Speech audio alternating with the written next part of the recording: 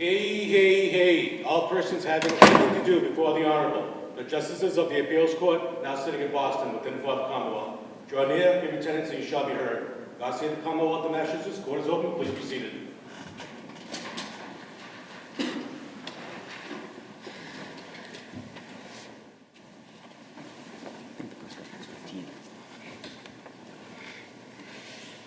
Good morning, everyone, and welcome to the Appeals Court. My name is Amy Blake. Today I'm joined by my colleagues Justice Massing and Justice Hand. We are your panel for the 5 cases that we will be hearing this morning. Most of you have been here before, but I will briefly go over the rules. Each side is permitted 15 minutes of argument. There is no rebuttal. I know that you know this, but we have read all of your materials, so it behooves you to get straight to the issues. For the first case, it is docket number 23P273, Department of Children and Families and Another versus Father. Remind the parties that the names of the individuals are impounded, so please don't use any names. And I just want to make sure I understand as to the appellees, the department is arguing for 8 minutes and the child for 7, is that right?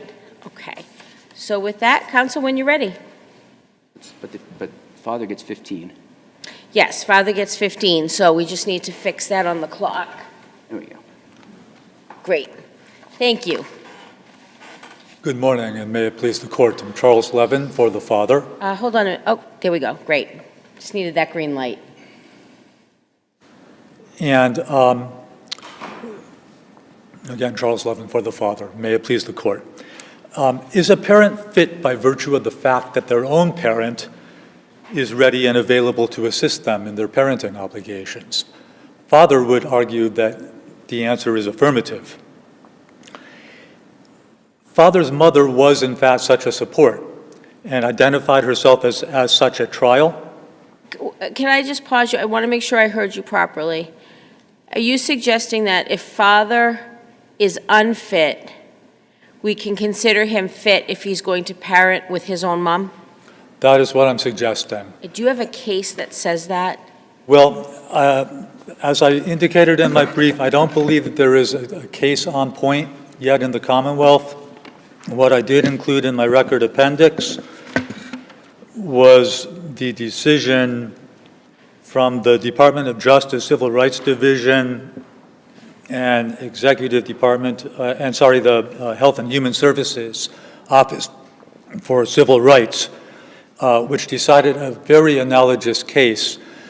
And I think that it's particularly strong guidance because these are cabinet-level executive departments of the U.S. government that have oversight authority over civil rights, ADA issues, and exercise that in a case very similar to ours involving DCF in Massachusetts. That case is included in the record appendix and involved, as does this one, the removal of a child from a person with a cognitive impairment. And what the Department of Justice and Health and Human Services found in that case was that DCF failed to make the reasonable modification of actually allowing or obligating DCF to consider the role of that cognitively impaired parent's own parent in being able to parent this child. Was there a specific accommodation that your client sought in this case that DCF did not grant? So the short answer, Your Honor, is no. He did not seek specific accommodations. Is the issue therefore waived? No, because he sought accommodations through his attorney. And one of the problems... Well, I guess that's what I just asked you, though, right? Whether it was him or his attorney. Did somebody ask in the lower court proceedings for the father to have accommodations and that those were not granted? Well, I think your question was specific accommodations. I'm just cutting hairs here because he didn't ask for a specific accommodation. He asked for accommodations. And one of the problems... Specificity. I'm sorry? Without specificity. Well, yes, and part of the problem here, and this was going to be the second thing that I was going to talk about, but I'll get to it now as a result of your question. The department had filed a motion which was approved by the trial judge for this father to have a neuropsychological evaluation. And it was for the specific purpose of determining what kind of accommodations would be appropriate for him, so that would help the department in being able to help him towards the goal of reunification. The trial happened before that evaluation could take place. He, as is typical, he was put on a waiting list. Spent some months on the waiting list. That didn't resolve by the time of trial. His counsel, his trial counsel, actually filed a motion in the trial court to continue the trial until that evaluation could take place. That was denied. Counsel, was that the second such evaluation that your client had been scheduled for?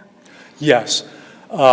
So there was a first evaluation scheduled by his attorney. In the materials, the record indicates that he showed up for the evaluation. He lasted for less than a day and he left. So here, with this impending evaluation, he testified at trial. He would attend it. There was really no further evidence about it but that. I think there is no reason not to take him at his word. How about the fact that he hadn't cooperated with DCF at all during the entire pendency of the case? Isn't that a reason not to take him at his word? Well, that would be reason to take him at his word, except that I think that the fact that he testified honestly at trial about what he didn't do, the services he didn't do and why he didn't do them, which really was for no reason at all, he said. And what, so basically, what was his testimony that the reason he didn't do the services? I think, the testimony really amounted to no more than he didn't really have a good reason for not doing them, quite honestly. I can't stand before you and make a case that he had good reasons for not doing them. What I would like to impress on you is simply that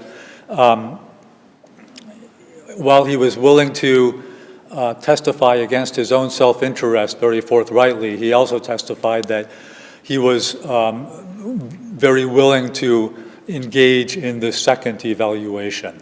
And so I think that for that reason, I don't think there's particular reason to doubt it, although I acknowledge that his track record with services was not good.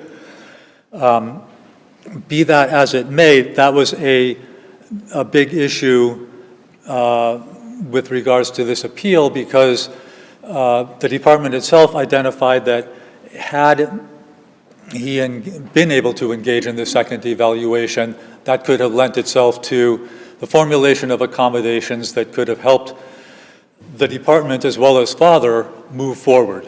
And can I ask you about back to earlier in the argument, you were talking about the DOJ report, and the department distinguishes it, and I read it myself since you provided it in the appendix, and it seems to me that and correct me if I'm wrong, if I'm seeing this wrong. It seems like in that DOJ case, the person that they gave the pseudonym of Gordon, Ms. Gordon, was a mother with intellectual disabilities who really wanted to parent her child, and she needed her parents' help.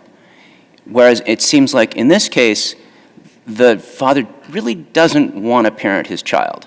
It seems like but more like the grandparents would be parenting the child with father's help whenever he feels like it. And tell me why that's not a correct reading of this record.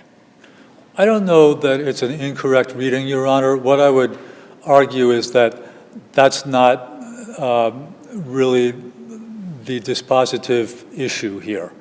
That even given what appeared on the record to be sort of a lack of interest on father's part, my reading of the DOJ's case is that so long as you have a father who's available and doesn't articulate, this father didn't, I don't think he articulated explicitly, I don't want this child. Once he was adjudicated for paternity, he did. He was verbalizing that he wanted to. I think under those circumstances, what's important about that administrative case is the fact that those authorities recognized the role of the essential role of modifications under the ADA in a situation like this where you have a parent who does have impairments, acknowledged impairments, and I think it's important to also acknowledge father himself didn't acknowledge them, but his counsel did. And DCF was well aware of them. That's why they filed the motion in June for the evaluation. But can we go back to the question and answer that you just gave to Justice Massing? If he wanted to parent, one of the ways to demonstrate that is in his visitation with the child. And there's some pretty extensive findings about his inconsistency, his ignoring the social worker's call to even schedule the visit, that the judge found that he didn't establish a bond with the child on the times that he did. He would leave the visits to get food. He interrupted, talking about things like the child's name. How are those findings, which you don't suggest are erroneous, how are those consistent with the father's view that he wants to parent? Your Honor, I can't get around those findings, but the reason that I included adoption of Lynn in my materials is because that was perhaps the only case, the only one I've been able to find that presented a similar circumstance where it was actually found that that parent whose profile seemed to match very closely the profile of my client, that the evaluation that did take place there, a similar neuropsychological evaluation, showed a correlation between the parent's comprehensive lack of engagement and the disability. And I think that that's really profound because had the neuropsychological evaluation taken place here, it well might have found the same thing. And where the parent's very disability manifests itself in his or her inability for whatever reason based on disability to engage in services, that's something that I think the agency needs to understand and work with. And that's what the hope was here in having this completion of the neuropsych evaluation to allow that. Was there a specific tie that was expected to come out of the neuropsych evaluation had it taken place between the lack of engagement and the father's deficiency?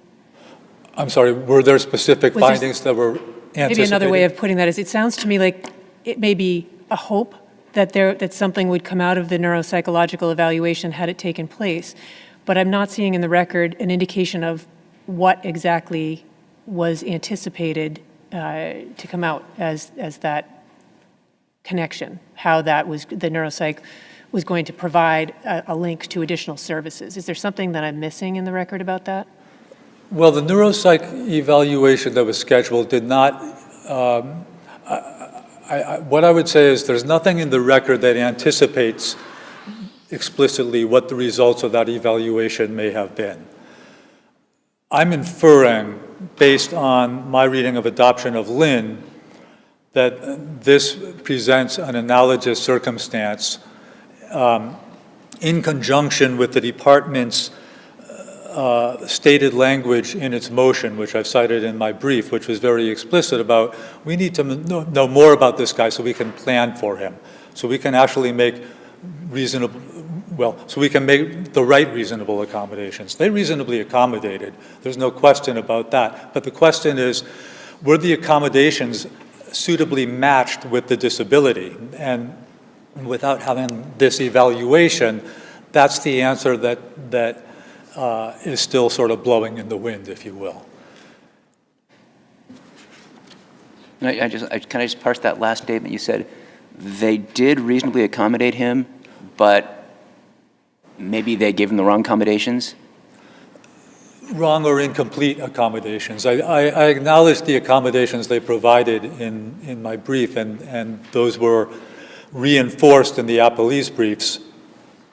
They made a number of accommodations in good faith. There's no doubt about that. But again, with ADA or Section 504 accommodations and per DCF policy itself, accommodations need to be correlated to identified deficiencies. And without knowing exactly what those identified deficiencies are, we just don't know exactly how to do it. And that's, again, the reason that that evaluation was potentially going to play such a prominent role. And it's really unfortunate that it wasn't allowed to go forward. If my client didn't show up for that, end of story. But giving him the benefit of the doubt of had he shown up, we would have had a much better idea of what specific accommodations may have actually worked in order to engage him and allow the case to move forward. I'm just about out of time. Unless I have other questions, I'll rest on my brief. Just want to make sure. I see no others. Thank you very much. Thank you. Attorney Murphy. Good morning. Good morning. May it please the court, Lynn Murphy for the Department of Children and Families. I'll be arguing 8 minutes, and counsel for child will get argue for the other 7. The department asks this court to affirm the trial court's decree in this case because father's unfitness is undisputed and overwhelmingly established. The ADA does not change the standard of fitness. What the ADA endeavors to do is make it easier for people with disabilities to engage in services and activities to reach that level of fitness. In this case, the department provided every service it could think of and made numerous referrals to many different organizations, other agencies, and father refused to participate. He also consistently denied he had any disability, and this is why he didn't want to participate in services, because he didn't feel he had a disability. But the department knew that he was receiving Social Security, which at least puts you on notice that there may be some issue.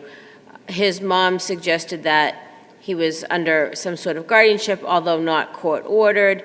We know at some point he was appointed a GAL next friend, so you were on some notice. Yes, absolutely, and that is what the department used to tailor its service plan, and that's why it identified the services that it did. The Strong Fathers Program, the application for DDS services. There were several different referrals made, but what the department, despite its efforts, if the parent doesn't want to participate and continues to deny that he has a disability, it's very difficult for the department to provide any other services. And I will point out the department not only worked with father, but his mother, and tried to be very clear what the department was expecting and looking for as far as father was concerned. But the issue, as we have clearly see here, is a father was not interested in parenting the child. Even though he said otherwise, his demeanor and his actions clearly showed he expected his mother to provide care for the child. So at that, there's very, very little the department can do to motivate a parent to become interested in his child and prioritize that child above other needs. And again, the department did everything it could to try to get father to visit, reminded him. A different direction for a second. I know that it was permanency through maternal grandmother. Was that guardianship or adoption? The maternal grandparents will be adopting. And there is a visitation would be within their discretion? Yes, and there's indication that they would do so, and I think the department's still providing. Father stopped visiting about a month before trial, but I think the department continued to offer him visits, so he would be able to visit the child and have some kind of presence in his life, in his child's life, I should say. Well, I don't know what else to say other than so you said yourself that the father denied disability, and Attorney Levin said the disability is what prevented him from engagement. There's sort of a chicken and egg problem here, that he can't be accommodated because he won't accept the accommodations, and then because he doesn't have the accommodations, he can't accept the. So how do you address that? I mean, is that just evidence of unfitness, or what? Well, I think the problem becomes, again, people have protections. They don't have to engage in mental health activity services, nor do they have to even admit that they have a disability or some health issue. So the department's faced with trying to provide services to somebody who is just adamant and not going to disclose that information. And even the notes that the evaluator took, that counsel for father set up, counsel didn't want those notes in and argued that they were work product. And I don't know that the notes would have been very helpful, but again, this is what we're seeing, a protection of people's rights to privacy. But in the meantime, we have a child who's been in limbo, so to speak, for 19 months. And at a certain point, the court must act to protect those best interests of the child for permanency. And in this case, this child's needs and deserves termination, because permanency with the maternal grandparents is certainly meets the child's best interest and was appropriate here. If there are no further questions, I will rest on my brief. I don't Ask see you any, to thank refer. you. Thank you very much. Attorney Campbell.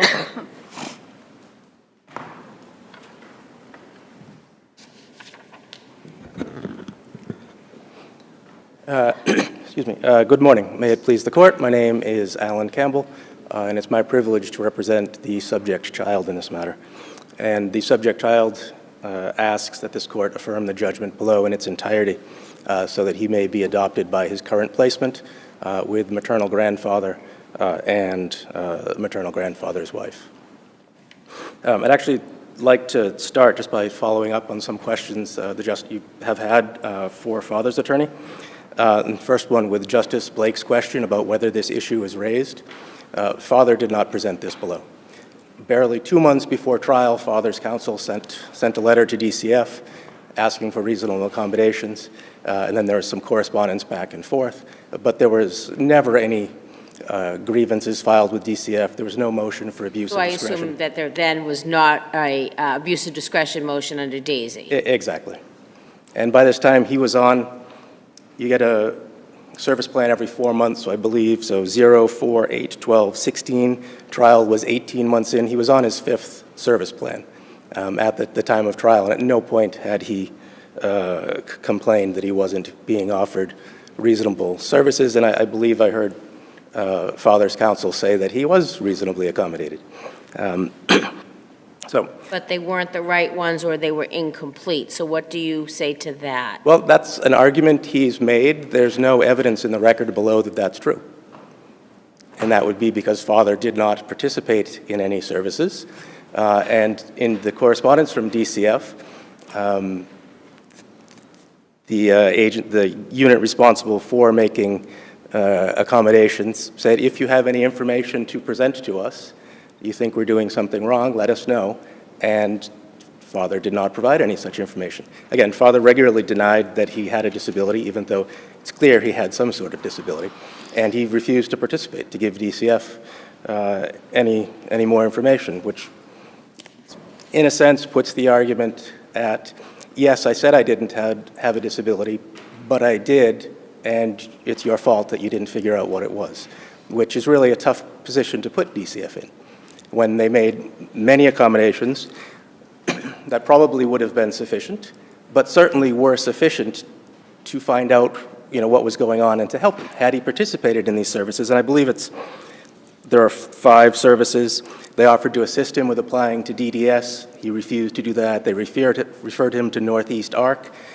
He was ineligible for that because he refused to apply for DDS. They referred him to a father's group. He refused to participate in that. I believe specifically, even though the father's group reached out to him to complete an intake, he was working on his cars and he was too busy to call them back. And they referred him to therapy. He refused to do that. He was on the waiting list for an evaluation, but he had already begun an evaluation and decided that he wasn't going to continue that. Was there ever any evidence in the record about why he qualified for Social Security benefits? I believe there is something about a cognitive delay, but that's it. The father offered no evidence. He didn't call an expert or offer evidence as to the delay. So again, the issue regarding reasonable efforts is waived in the first instance because he didn't raise it timely. And the second one is that DCF's obligation to provide services and accommodations is dependent on fathers engaging in those services, and father did not engage in the services he was offered. DCF made reasonable efforts, and then finally, of course, I believe it's West, as even if DCF doesn't make reasonable efforts, that doesn't lower the bar for parents' fitness. If the parent is unfit, the court is still required to rule in the child's best interests. And then to follow up on a question Justice Massing had, and I already touched on this, the reason father didn't visit and is actually in the record, and that's he was very interested in his cars. He frequently would choose to work on his cars rather than parent or attend visits, rather. There was one instance where father was living in Western Mass, and he said, he was offered a visit in Eastern Mass, I believe in Lawrence area, and he said, I can't be expected to drive all that way for a visit. And then that weekend, he was seen at his mother's house in Lawrence washing his car. So he was willing to drive 3 hours to wash his car, but not to see his son. And I believe he also testified even... You could see that as a manifestation of a disability, though, too, couldn't you? You could, certainly. But again, when you have a disability, that doesn't lower the bar. You still need to be able to parent your child. He also at times said, even when I'm not working, I'm always busy. I can't be expected to drop everything to visit my son. And then he hadn't visited for some time before trial because, and I believe this is, I believe there were custom door panels he was working on, and that was taking up his time, so he wasn't able to visit with his child. Look quickly at my notes. And unless there are any other questions, I'll rest on my brief. Let me just reiterate, this child would love to be adopted by the family that has raised him for the last 3 years since he was approximately 7 days old. Let me just check with the panel. Seeing none, thank you very much. It's a difficult case, as are all of these cases. Your arguments were quite helpful, and the case has been submitted. Thank you.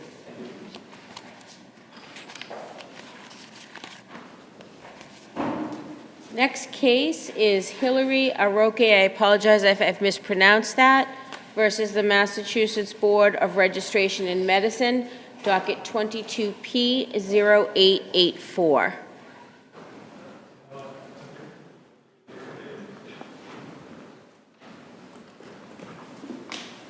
When you're ready.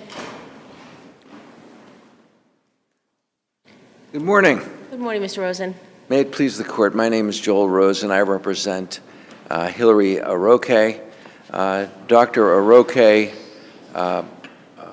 this case is interesting because it gives the court a chance to clarify some confusion about the HIS case and also to give some guidance to licensing boards in reinstatement cases.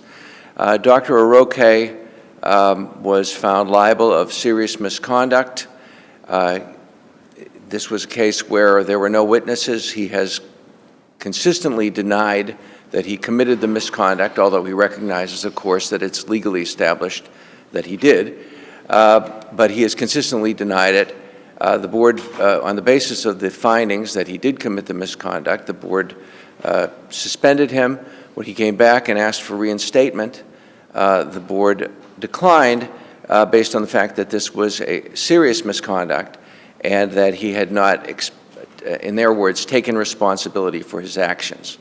The board's position was identical to the position of the Board of Bar Overseers in the HIS case, who came before this, I think, the Supreme Judicial Court and said, when the misconduct is serious and the licensee refuses to admit it, reinstating them is a logical impossibility.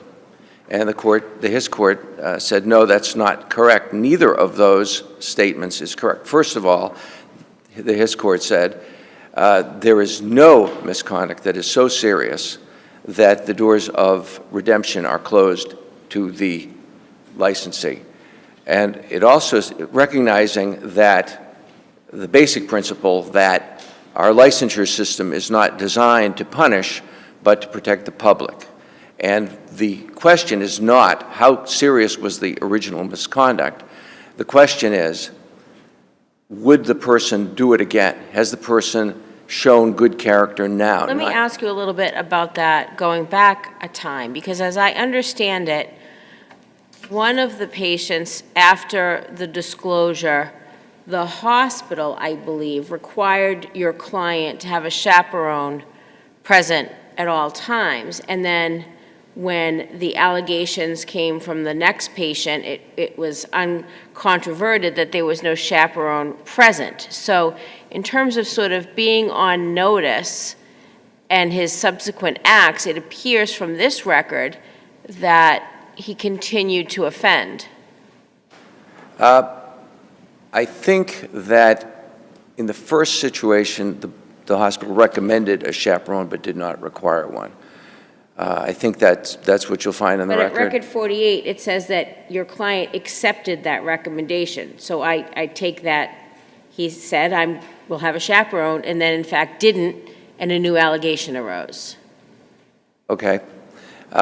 I don't think that, I mean, we're talking about two incidents that happened in 2006 and 2007. So, the most recent is 16 years ago.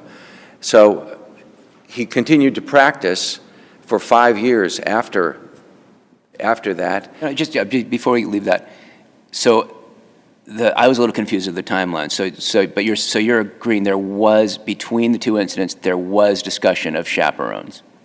I believe that that's what Justice Blake found in the record. Well, you should know the record better than her. Yes. Is she correct about that? I think that what happened is that the hospital said you should, after the first report, the hospital said you should have a chaperone, and that was a recommendation, not a requirement. As Justice Blake pointed out, Dr. Oroke accepted the recommendation. Because it seemed then there was then after the second incident there was a requirement of a chaperone? Whether it became a firm requirement or remained a recommendation, I honestly can't say. Well, record 48 says North Shore Medical Center required your client to have a chaperone present after the second reported incident, whether it be in the hospital or in his private practice. All right. And that he did so most of the time, but not consistently. So he didn't follow the rules now on the second notification. That's true. So thinking about getting his license back, putting aside the question of whether he's required to admit his misconduct or not, if a hospital or a facility puts rules in place for patient safety, we have at least 2 demonstrated incidents where he didn't, after being made aware of the fact that there were these serious allegations. Whether they were true or not, it seems to me he would say, I'm not going to put myself in a position to have a third allegation, although I know there was a third allegation that the board did not rely on. He's given a suggestion and then a requirement to have a chaperone present, and he doesn't always do it. So his license is reinstated, hypothetically. If it was conditioned upon him having a chaperone, he has a demonstrated practice of not following that requirement. Doesn't that put patient safety at risk? Sorry, I didn't hear your question. Doesn't that put patient safety at risk? It certainly, well, I don't think it puts patient safety at risk. I think it puts Dr. Oroke's continued practice of medicine at risk. But again, accepting everything that you said, Justice Blake, we're talking about events that happened 16 years ago, and under the Hiss That's case. not lost on me at all. I'm trying to think about if the board was to reinstate him with requirements of doing A, B, and C, A, B, and C conditions to keep his license. He doesn't have a history of showing that he can consistently comply with those. And that troubles me. There are two instances in the past when he did not comply with that recommendation and then requirement. You are After being advised of the sexual misconduct. after being investigated for it, yes. Can I ask you about the standards? You suggested that we should set forth some standards for the Board of Registration in Medicine. If you could just keep your voice up. Of course. You suggested that at the beginning that we should be making some standards for the board and for other boards. And one of the standards that you suggest is that we should superimpose the standards for lawyers on the standards for doctors. Is that your citation to Cappiello, I think? What I'm arguing is that the standards in the Hiss case should apply equally to doctors and lawyers. The standards are general standards about our system of justice. The idea that there is no misconduct, that, first of all, the standard protection of the public is the same for both the bar and the medical field, and I go into some detail in my brief about why the two standards are the same. I compare them. But certainly there is no reason that the standards in the Hiss case should not apply to other licensees, because those standards that redemption is possible, and how Justice Toro goes into this long explanation that somebody who makes a mistake that it's fundamental to our system of justice that people can reform, and that someone who sincerely believes that he or she has not committed misconduct should not be required to lie. That is a general statement of policy that should apply to all human endeavors. All different licensees, and I don't think my sister in her brief disagreed that Hiss applies to this case. If you read her brief, she basically tries to distinguish it, but I don't think she denies that the Hiss standards apply. But doesn't Hiss apply specifically to a permanent decision, a bar, an infinite bar to reinstatement, which is not what the board is necessarily deciding here, correct? I'm sorry. Hiss speaks in terms of a permanent bar. If I'm reading it correctly, it says that the seriousness of the offense and a failure to take responsibility cannot be used as a permanent bar. That's true. And in this case, the board was not making a decision explicitly anyway about a permanent bar. Dr. Aroke would have the opportunity to return and seek reinstatement at regular intervals, notwithstanding the board's decision. Is that correct? That's correct. I suppose as long as he's alive, he still has a chance to come back to them. But if you look at the proofs of good conduct, which are ample in his petition, and the glowing letters of recommendation, what more could he do 2 years from now when he applies again, other than saying, I admit now that I did it, that would satisfy the bar that his character then is better than it is now? Well, one of the things that the board seems to hold against him, and I'd like you to respond to this, is that they characterize him as showing more concern for his own plight than for the plight of the victims. Is that a fair assessment? Is that unfair of them to do? The board says in its decision that he does not show any concern for his victims. But again, that's just about repentance. If you didn't do something, then you didn't have a victim that you need to show concern for. Nothing happened to this person, as far as you know. So it's hard to show concern. What he has done is he has said, I recognize that legally I'm adjudicated to have done this. This is heinous. This is reprehensible. Nobody would do this. I mean, he recognizes the wrongfulness of the conduct. But he likens his punishment to like somebody going to prison. I think that's the question Justice Massing was asking, is he putting his own, as he's described it, crushing blow and feeling like somebody going to prison ahead of recognizing what the victims may have felt as a result of the alleged conduct? What you're quoting, Justice Blake, is a letter that someone wrote in support of him. He never said that. Well, it was submitted on his behalf, no? Yes, it was a letter. It was a letter from one of the 14 letters of recommendation. And part of his petition for reinstatement. So I took it that he adopted that as his own.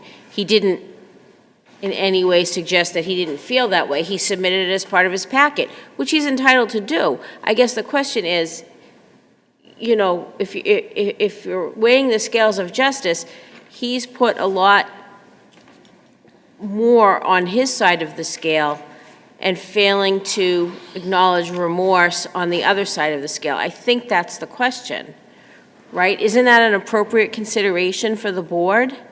I think that if you are wrongfully accused of heinous misconduct, I mean, this is just terrible.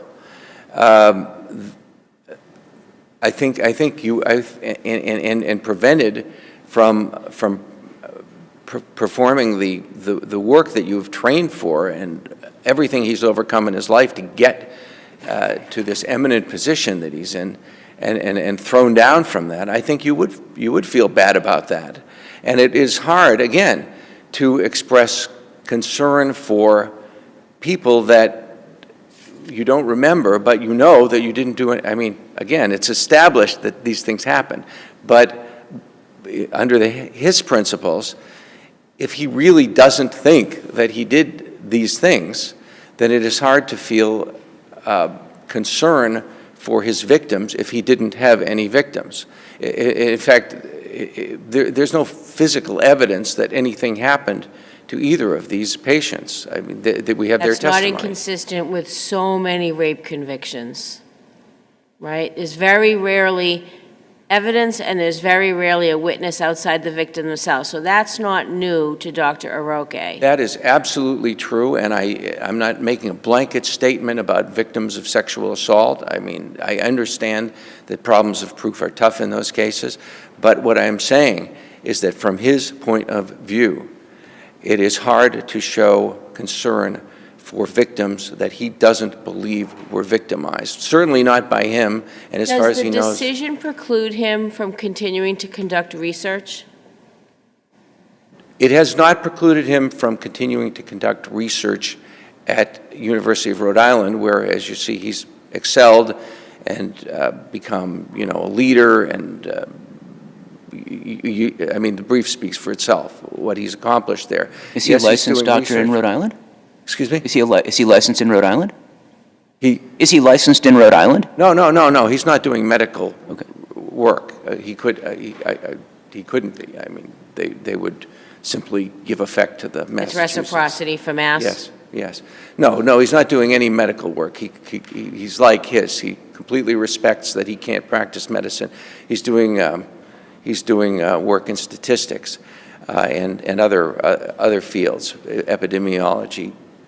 I see your time has expired, but let me check with the panel. Just one question. And usually when we ask people at the end, they say, "I'll rest on my brief." And I want to ask you to I'd like to hear your concluding argument and what do you want us to do? What I would like you to do is order the board to reinstate Dr. Aroke under such conditions and under such restrictions as the board deems proper. He doesn't have to treat patients. He can't get... Okay, I got it. Yes. I just want to be clear, because I think your client might be in the courtroom. We do not have the power to order the board to do anything, right? We're reviewing Justice Karp's decision. I just don't want anyone to be misinformed about what our role is. So with that, we'll hear from the Commonwealth. Thank you.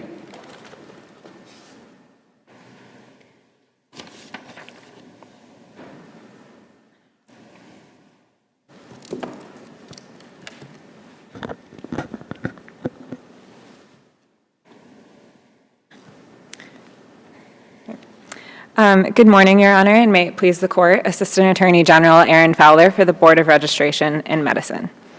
I would like to start by responding to my brother's comment, excuse me, that the Board's decision in this case is identical to the decision in Hiss.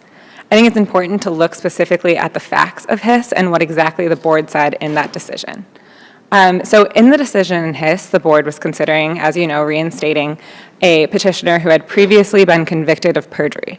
That petitioner maintained his innocence, and the Board felt bound by its reading of a previous SJC decision, Matter of Keenan, which the Board took to say that good moral character is inconsistent, logically inconsistent, with maintaining your innocence for something that you have been convicted of in a criminal court.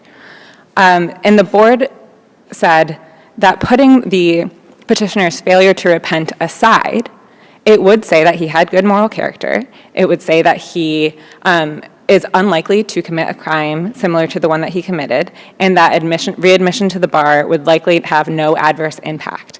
So the Board made very explicit that it was relying exclusively on the petitioner's failure to repent based on its reading of the previous SJC decision, Keenan. I have a question that's a little bit different than that, because Yes. I'm thinking about sort of in the context of DCF cases, right? We sometimes hear that in order to get their child back, they have to admit that they have perpetrated domestic violence, by way of example.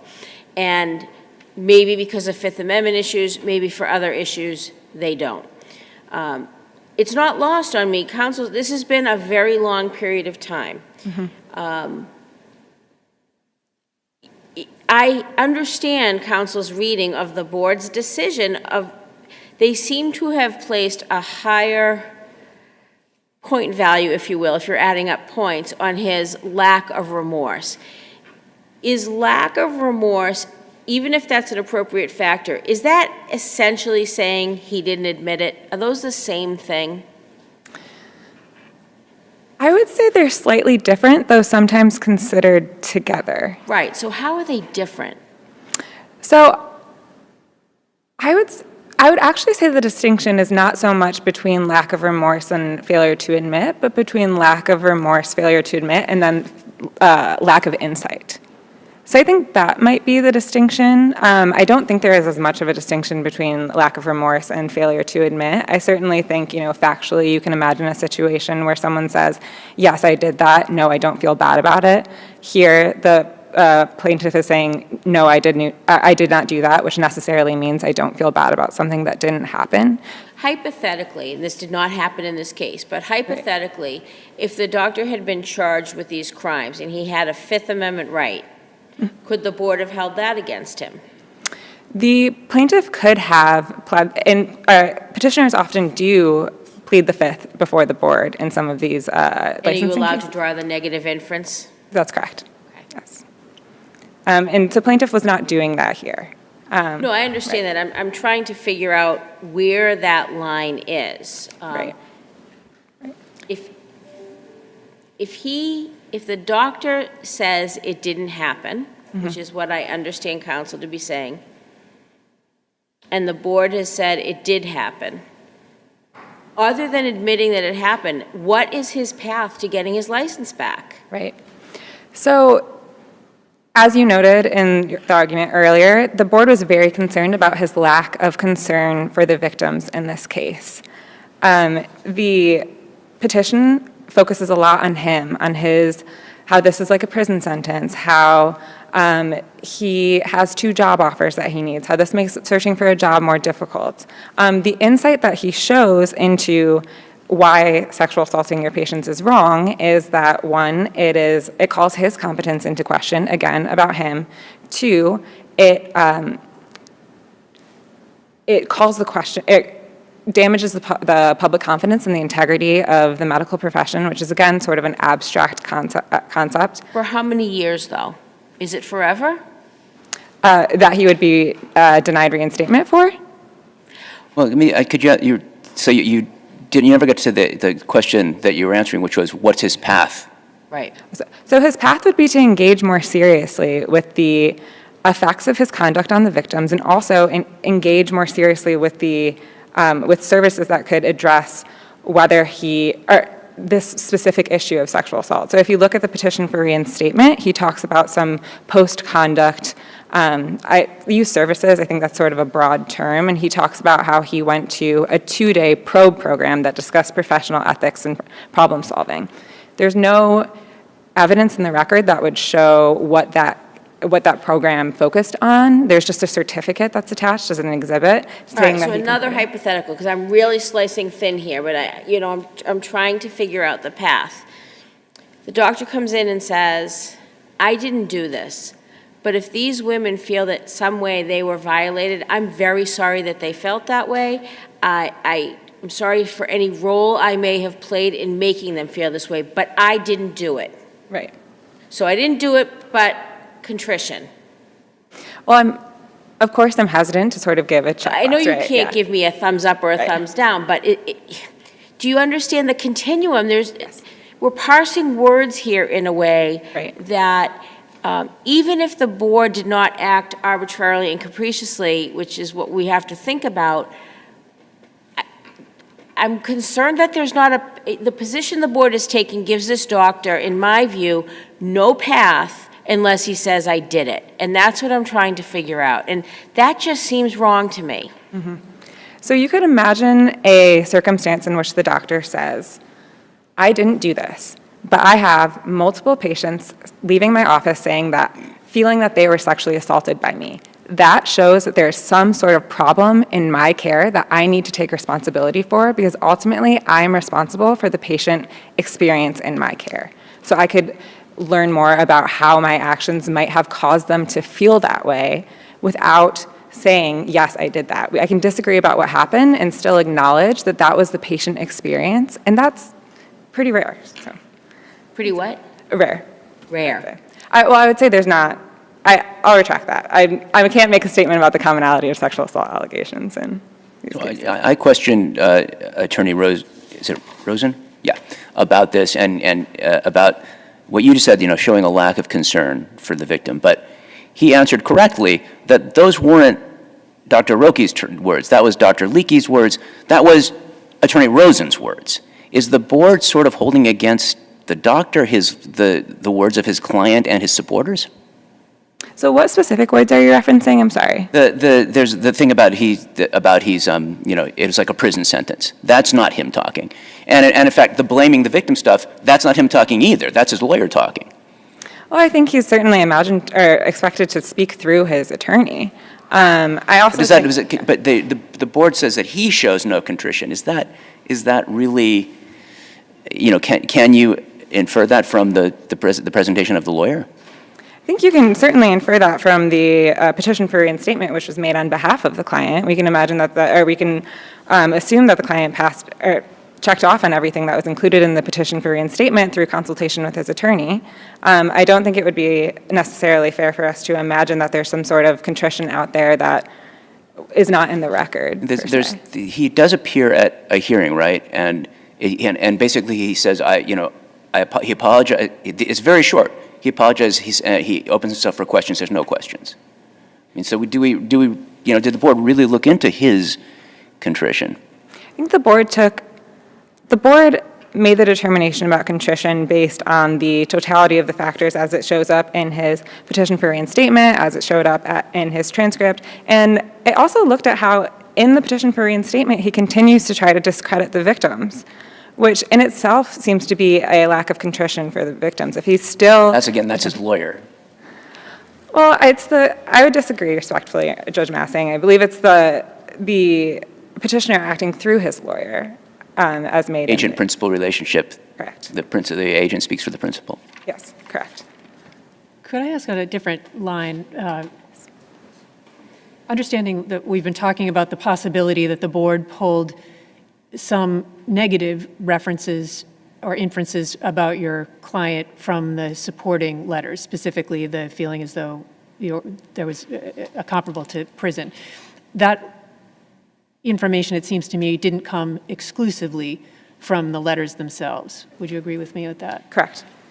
And is it the board's obligation to consider all of the submissions that were made in order to avoid the arbitrary and capricious standard? Does it have to consider at least everything?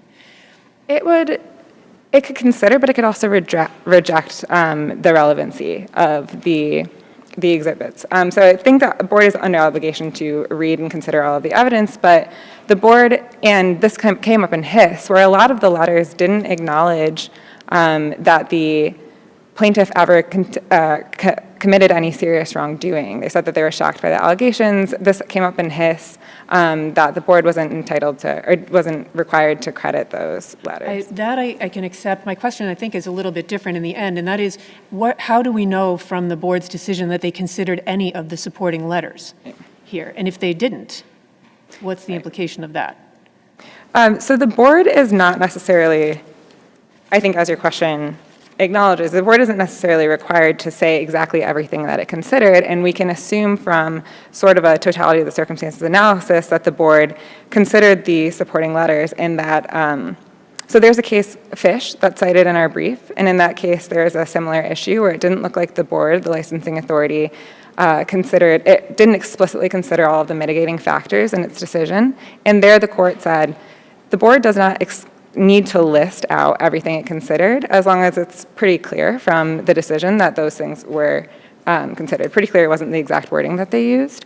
And they noted in a footnote, yes, it would be better for the board in its decision to say everything that it considered, although it didn't say that that was required. So in that case, it looked specifically at the fact that the board had considered other mitigating factors as evidence that the board looked at the other mitigating factors that the plaintiff said that the board didn't consider. So I'd say that's probably the closest analogous case we have to here, where you can look at the decision. We know that the board obviously read the petition for reinstatement, that the board referenced in its decision one potential sort of, I wouldn't call it exactly a mitigating factor, but one argument an argument in favor of the plaintiff, which is that his skills are needed during COVID. Came from places other than those supporting letters as well, right? That was a theme through the presentation.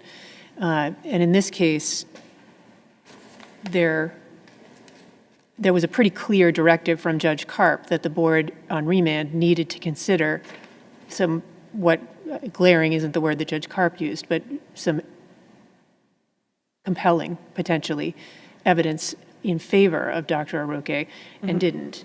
And still, in the board's second iteration of its opinion, it doesn't make any reference, explicitly anyway, to any of those letters or any of those supporting affidavits. Is that correct? That's correct. And I agree that it would have been better for the court to specifically acknowledge those. I think I would point to the Fish case that says it's not required to explicitly acknowledge all of the evidence and factors, though I agree it would have been better, but. If we reach the conclusion that it didn't consider those things, what do we do then? If you were to reach the conclusion that the board did not consider those, I think you could still affirm the Superior Court's decision, essentially on the grounds that the court's task was to examine whether or not, or the board's task was to examine whether or not reinstatement of the petitioner would be in the public interest, or it would advance the public interest. And I think they properly considered all of the relevant evidence there. A lot of the information contained in the character references, don't have as strong a value because a lot of the letters don't acknowledge that he committed any serious misconduct and don't address his rehabilitation since the finding of license revocation. They also talk a lot about his professional accomplishments, how he acts towards his colleagues. I would argue that that's not necessarily relevant to the question of whether or not he's rehabilitated from these findings of serious sexual misconduct. One can be a really great researcher, a great scholar, a great colleague, and still have sexually assaulted patients. Can I ask you a question before did you just do that? Yeah, you answered. Are we reviewing, are we reviewing the Superior Court or are we reviewing the board? Is it de novo or do we give deference to the Superior? So it's a bit complicated because you would be affirming or reversing the decision of the Superior Court, but there's no deference owed to the Superior Court's determination.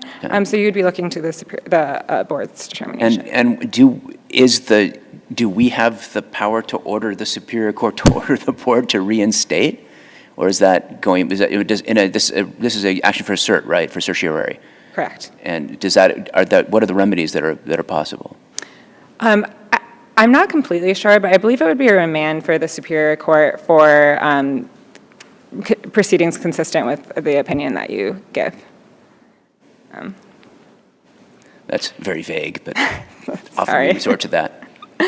Thank you very much. Counsel, thank you both. You did a wonderful job on behalf of your clients. The matter will have been deemed submitted. Thank you.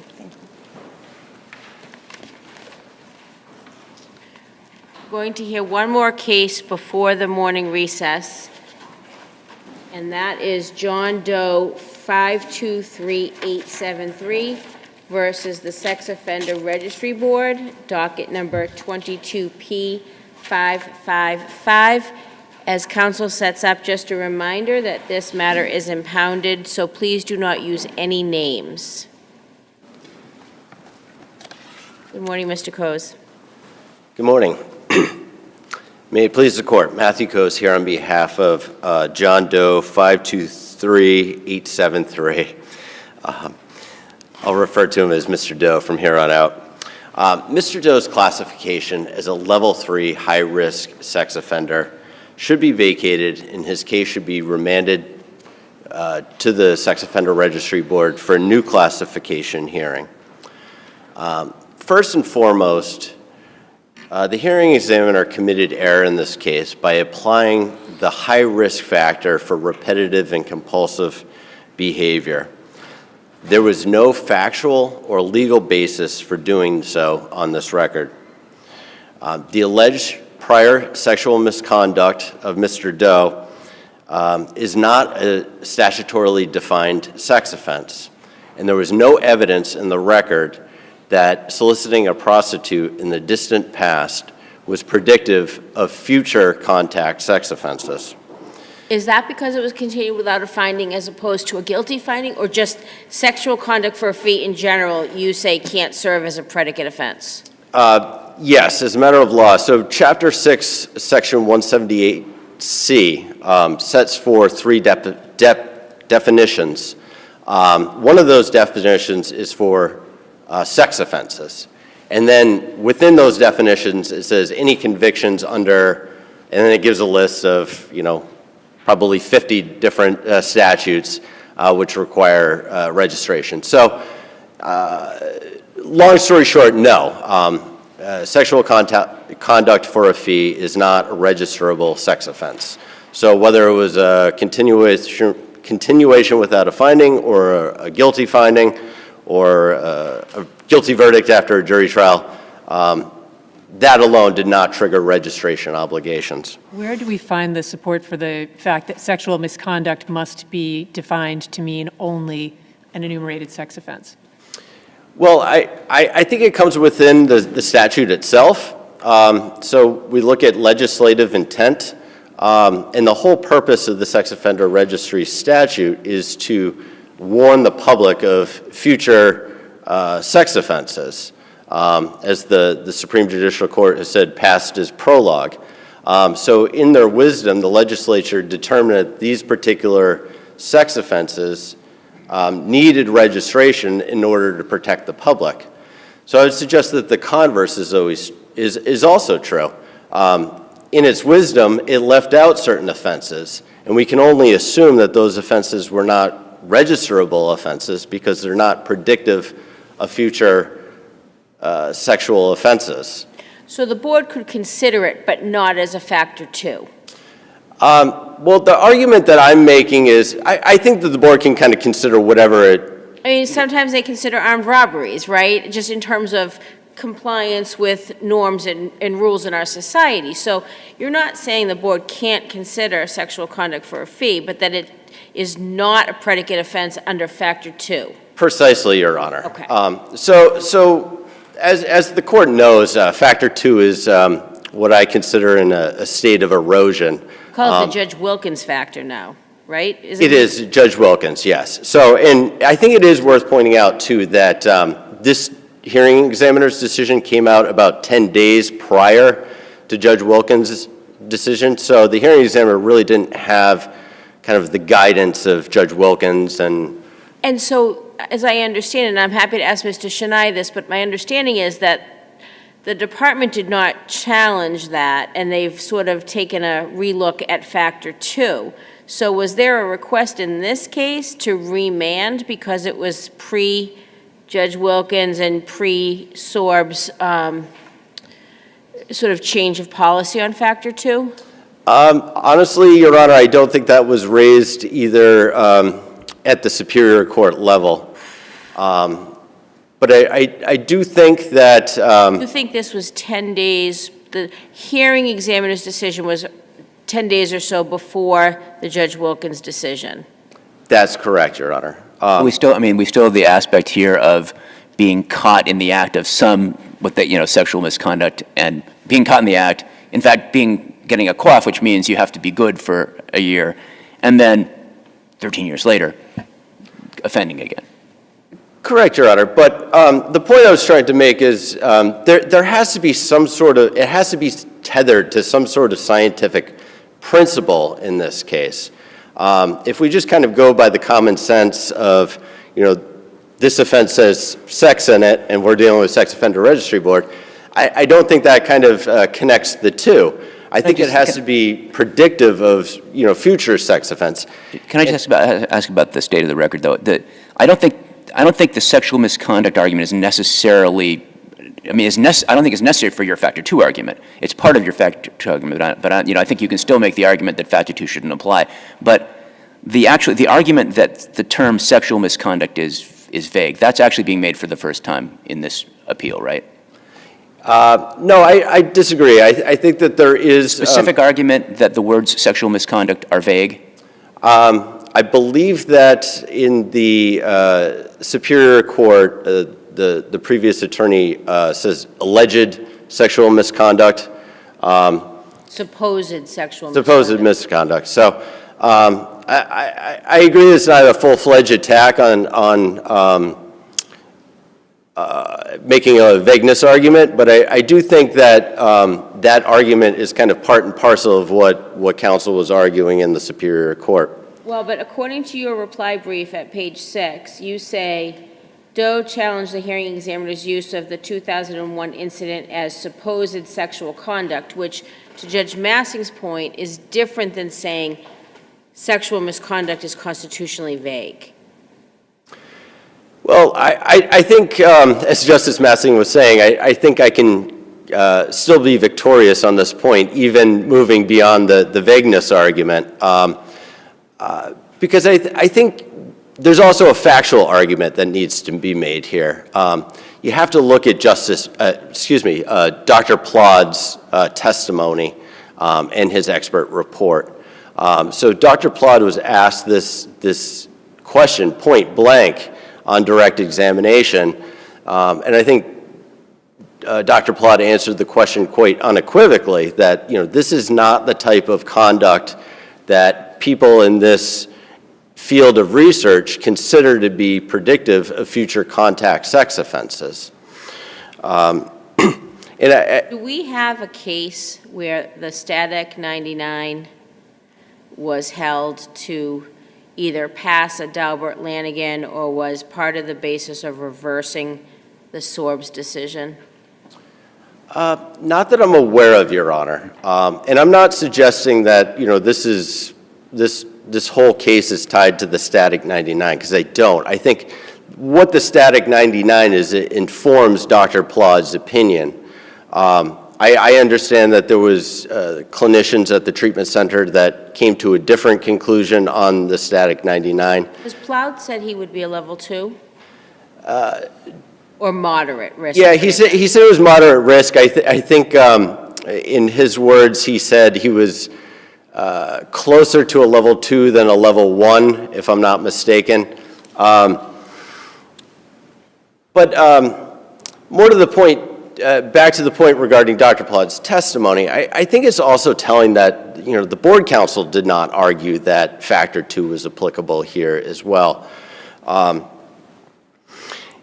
then also with respect to factor 2, I did want to bring up the point about compulsion as well. This is another area that's been litigated rather thoroughly in our world. But I think that this case is distinguishable from the Doe 6729 case. And I think one of the things that the SJC pointed to at that page 767, it talked about proximity in time. So when you look at kind of the common real-world definition of compulsion, it's basically an irresistible urge to act in a particular way. And I think if you look at the conduct in this case, sexual conduct for a fee in 2001 and in 2014, which, a very heinous, sex offense. We're not standing up here defending the guy. But there's really no similarities in the conduct whatsoever, and there's really no proximity in time. We've got about 13 years difference in time. So I think it would strain credibility on all fronts to argue that this guy was acting under an irresistible urge to conduct himself in a particular way. Can I ask you about just a factual issue about the index crime? In your brief, you say on page 7 that that the victim she got into a white minivan driven by Doe, believing the vehicle was a taxi cab. Was that a mistaken belief, or was the vehicle a taxi cab? I know that Mr. Doe did have a taxi license and worked as a taxi cab driver for a long time. My recollection was that the Boston police report had made a statement, something to the effect that maybe he was working off hours. In my experience, sometimes taxi drivers work, Uber or Lyft or something like that. So the vehicle appeared to be a taxi cab. I would say so, Your Honor. So this is, the board's duty to protect the public. This is like the nightmare crime, right? The taxi cab driver who rapes the drunk female who gets in. Your Honor, I think that the board's position, or the board's duty under these circumstances is not just to look specifically at the horrificness of the crime, which I readily admit is a horrific crime. It's to take more of a holistic look, apply the risk factors, balance those two, and then make a determination based upon that. And I think in this particular case, this is a strong case where you could argue that that balancing was done incorrectly. I think in this particular case, you had an expert witness who gave an uncontroverted opinion that Mr. Doe was somewhere between a level 1 and a level 2. Well, in terms of Plowd there, the hearing examiner says, by and large, I agree with Dr. Plowd's application of the factors. And where they part, but his classification decision can't be what governs, right? The hearing examiner has to make the classification decision, and she says, I apply the factors differently. Right. So that was two different arguments that I made, Your Honor. So I did make an argument, I believe it was the second argument in the brief, was that the reasons that the hearing examiner discounted Dr. Plow's testimony was objectively unreasonable. I was actually talking more about like the balancing and weighing of the different factors. So if it's okay, if it pleases the court, I'll finish that argument, and then I'll go back to talking about the discounting of Dr. Plowd. But as I was saying before, we have the expert evidence, which was based upon evaluative testing. We had 4 out of the 7 risk mitigating factors. We had probation, advanced age, participation in sex offender treatment, home situation and supports. There's what I consider a dearth of high-risk factors in this case. The only one that the hearing examiner found was factor 2. And I kind of liken this to, a criminal case where the the Commonwealth needs to meet its burden of proof, and I would suggest where there's a case where there's about maybe a half of a high-risk factor, they haven't met its burden of proof of a level 3. And then what I consider to be kind of the checklist approach to the remaining risk factors. 5 out of the 7 risk factors are checked off merely because they all come out of the governing offense. Certainly they can be taken into account, but I think it kind of tips the scales when all of the risk factors basically come from one particular event. I see I have a couple seconds left, so if I could go back and address your question, Justice Massing, about Dr. Plodd. So as I was mentioning before, the law clearly states that the hearing examiner is not required to accept the experts, but they have to give adequately objective reasoning for rejecting that opinion. And what I was saying in this particular case is, again, it goes back to what I consider the checklist approach. This particular hearing examiner said, I disagree with Dr. Plodd because I checked off 3 or 4 more boxes than he did. And I would suggest that that's unreasonable under the circumstances. Just checking. Thank you very much. Attorney Shanai? If it pleases the court, David Shanai for the board. The question about the static 99, no case has ever been premised on the acceptance or not acceptance of the static 99, because even Dr. Ploud and all experts agree, the static 99, when it's used, is not dispositive of the issue of risk. What it is they start with that as their baseline, and then in this case, Dr. Ploud looked for positive dynamic factors that he says lowers the individual's risk. The board, even taking into mind the static 99, felt that there were factors that static 99 didn't cover which actually increased his risk, such as the fact that the individual was an extra vulnerable individual and that violence was used during the sexual assault, and that also the sexual assault, which the static 99 does not cover, included penetration of the victim. And finally, the hearing examiner also felt that there was a repetitive and compulsive component, which neither Dr. Ploud accepted nor did the static 99. So I think the difference is Dr. Ploud found all positive factors he says reduced and didn't look at these factors the hearing examiner felt increased the risk. Does the board consider the fact that after the rape he used her debit card and made purchases? I'm not sure that how much that came into account in the hearing examiner's decision, because the hearing examiner talked about it, but didn't really discuss it further than these events occurred. So I can't absolutely say, yes, the hearing examiner also considered that as negative information. I think it is negative information. It may be presumed the hearing examiner may have considered the fact that the hearing examiner wrote about it, but never specifically referenced it in the discussion session. As if we excised the consideration of the sexual conduct of a fee from this hearing examiner's decision, does it still support a level 3? I think I put in my brief that it does, and I think it's because this occurred 7 years prior to the classification hearing, and it's a heinous sex offense. More importantly, the individual was still incarcerated at the time. Now, he's making progress. Yeah, I mean, we can't, and the hearing examiner acknowledges that he's making progress. But the hearing examiner didn't find that progress overrode this individual's sex offense for the 7 years that it occurred where he's been incarcerated.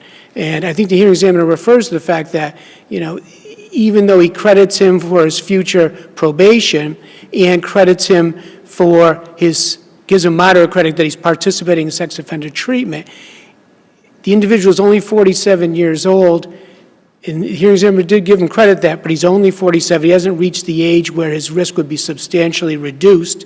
And the hearing examiner gave him credit for his support system. But then it becomes, when he gets out, are there enough checks and balances in place to show that he is actually, at this point, going to progress and reintegrate into society properly and without any problems? You know, this, again, it's hard to get over the heinous nature of this sex offense and the way it occurred and the recency between that and the hearing examiner's classification, hearing, and decision. And I just don't know how you get around that. When is he eligible for a review of his classification? It'd be April, would it be when he could apply for a reclassification? 2024. Right. What about the, factor two? This is a pretty weak factor two, wouldn't you say? Well, I think Doe 6927, Justice Kafka resolved this issue. And he basically said, look, in the affidavit I submitted for that hearing from Dr. Hansen, Justice Kafka said, look, if someone's investigated by an authority for an act of sexual misconduct or is convicted of a sex offense and then commits a new offense, it's clear that having gone through the system one time before is not a deterrence. And that is the part that's the compulsive nature. That having gone through the whole system, and this individual on that charge not only was charged, but admitted to facts sufficient to warrant finding a guilty and was put on probation for a year. So he knows the ramifications of committing an illegal sex act and still yet does it again. And that's the compulsive nature, and that's what Justice Kafka focused on. It's compulsive 12 years later? That's... Time may change that. Justice Kafka, that was discussed when we argued that case, because again, there was distance in time. Justice Kafka didn't focus on that. What was the distance of time in 6927? I want to say it was at least 10 years. And I think that part of the argument was that it's such a distance in time, but Justice Kafka didn't address that issue. He focused primarily on the fact that the individual went through the system once, knew the ramifications of committing what happens when you commit a sex offense, and then does it again, showing that there's no deterrence, that the criminal justice system is not a deterrence to this individual for committing a second sex offense. I probably am wrong about this, but I thought that after the department decided not to challenge Judge Wilkins' order, there was a host of remands to reconsider without factor two. And this on the timeline would fall into that. Am I not remembering that correctly? Actually, there were a number initially, and then we went forward arguing harmless error. Then Doe 22188 came down and changed the standard. But this case here would again fit within the Doe 22188 standard if you took out factor two, because the remaining factors are sufficient to warrant the level three. I mean, you get to the point where the second part of the 22188 analysis is if the factor was misapplied, the second factor is, do the facts support the classification decision? Do they clearly dictate the classification decision? If they don't, then you go to the third factor, which is whether or not the factor itself, the misapplied factor, if that factor may have possibly affected the decision. We're saying in this case it would be stopped at the second part of that analysis because the facts clearly dictate warrants the level 3 classification of this matter, even without considering factor 2. And I think I had one more scheduled this week that is a misapplied factor 2. I have one brief pending with that same issue, and I'm hoping those are the last two I ever have to do for the rest of my career. Although, knowing the board, who knows? I may have to argue it another time on a new case. We won't hold you to that. But, I think I've covered these issues really well in my brief, unless there's specific questions. Specific question. I mean, it's putting aside the question of waiver. It seems that the board's choice of the word sexual misconduct in a few times throughout the regs is intent, I mean, I think we have to, as a matter of legislative intent, we have to consider that was intentional, that they knew how to use the word sex offense when they meant sex offense. And so sexual misconduct is meant to be something broader. Correct. Is that scientifically sound? I don't know that it's scientifically sound because I don't do the science part of this or make the regulations. I basically just defend hearing examiners' decisions on these matters. But I think there's two cases that are interesting, and I thought of it overnight. I was thinking about different things. In 2012, and I think I got it's Doe 16748. The board at that time had the reclassification regulation where the board could reclassify, and one of the things they could reclassify on was acts of sexual misconduct. And the court in that case said that the board could only reclassify if someone was convicted of a sex offense because the legislature never gave them the authority to create this reclassification issue, reclassification regulation. The board To then... reclass them up based on it? Right. Okay. And what happened is the legislature then put in the reclassification regulation that the board had verbatim. And so now the board can investigate or can go up if an individual has been investigated for an act of sexual misconduct.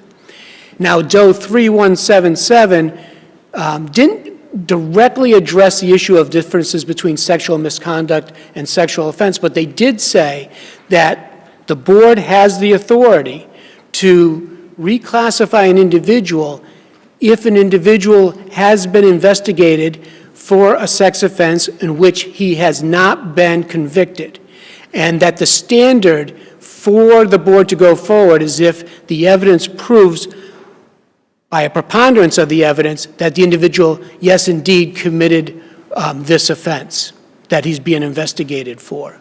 Now, they didn't go into details about whether it had to be a enumerated sex offense or whether it was an act of sexual misconduct, because in that case, it was actually a charge of rape, I believe.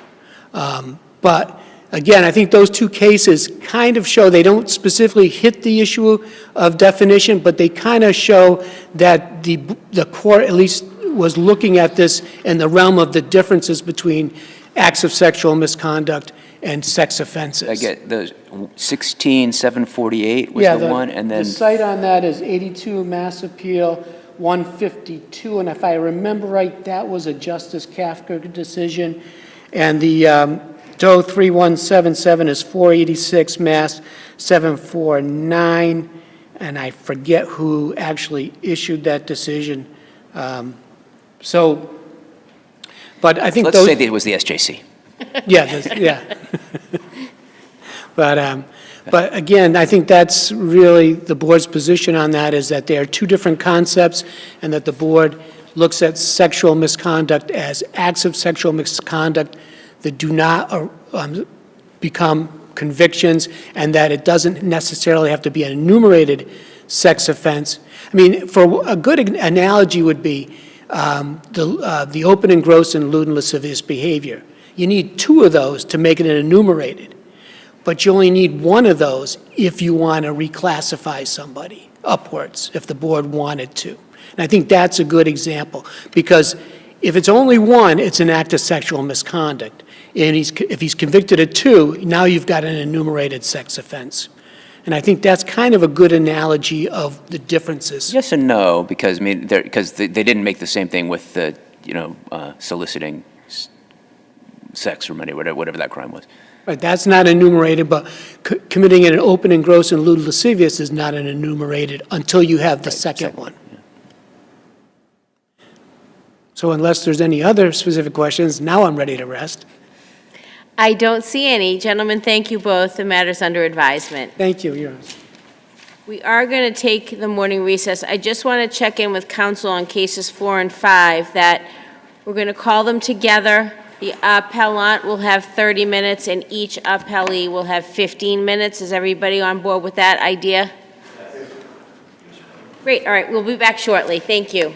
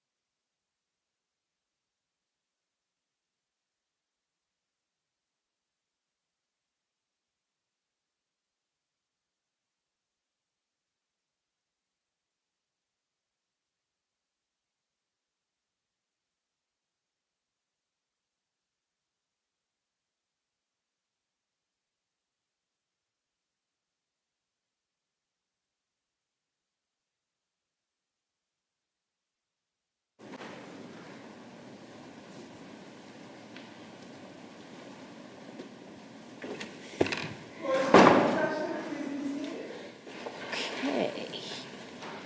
Good, oh, it's still morning, okay, good morning. Morning. So for the record, we are calling together John Jenkins and others versus Rhino Capital Advisors and others, 22P1026, and I apologize in advance for mispronouncing this.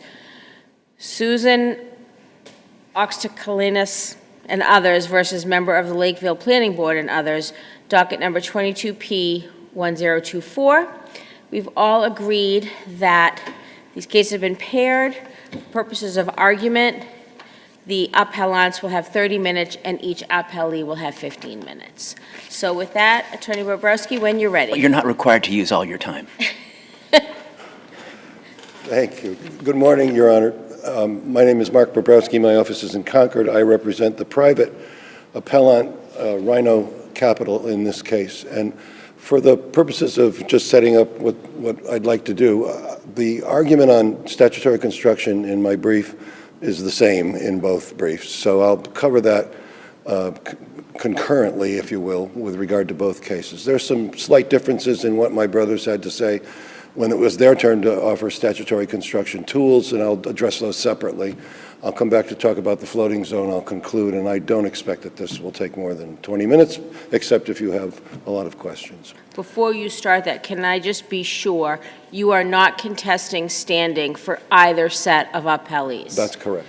And do you agree with the trial court's assessment of why each neighborhood group has standing? No, but I didn't appeal it. But you're not contesting it, okay. I'm, well aware of the standard in the Marashlian case on clearly erroneous. I thought it was better to just focus on the efficacy of the DOD district. So let me give you a bit of background about where we are and why this is important. In 2012, the voters of Lakeville at town meeting adopted both Article 26 and Article 27.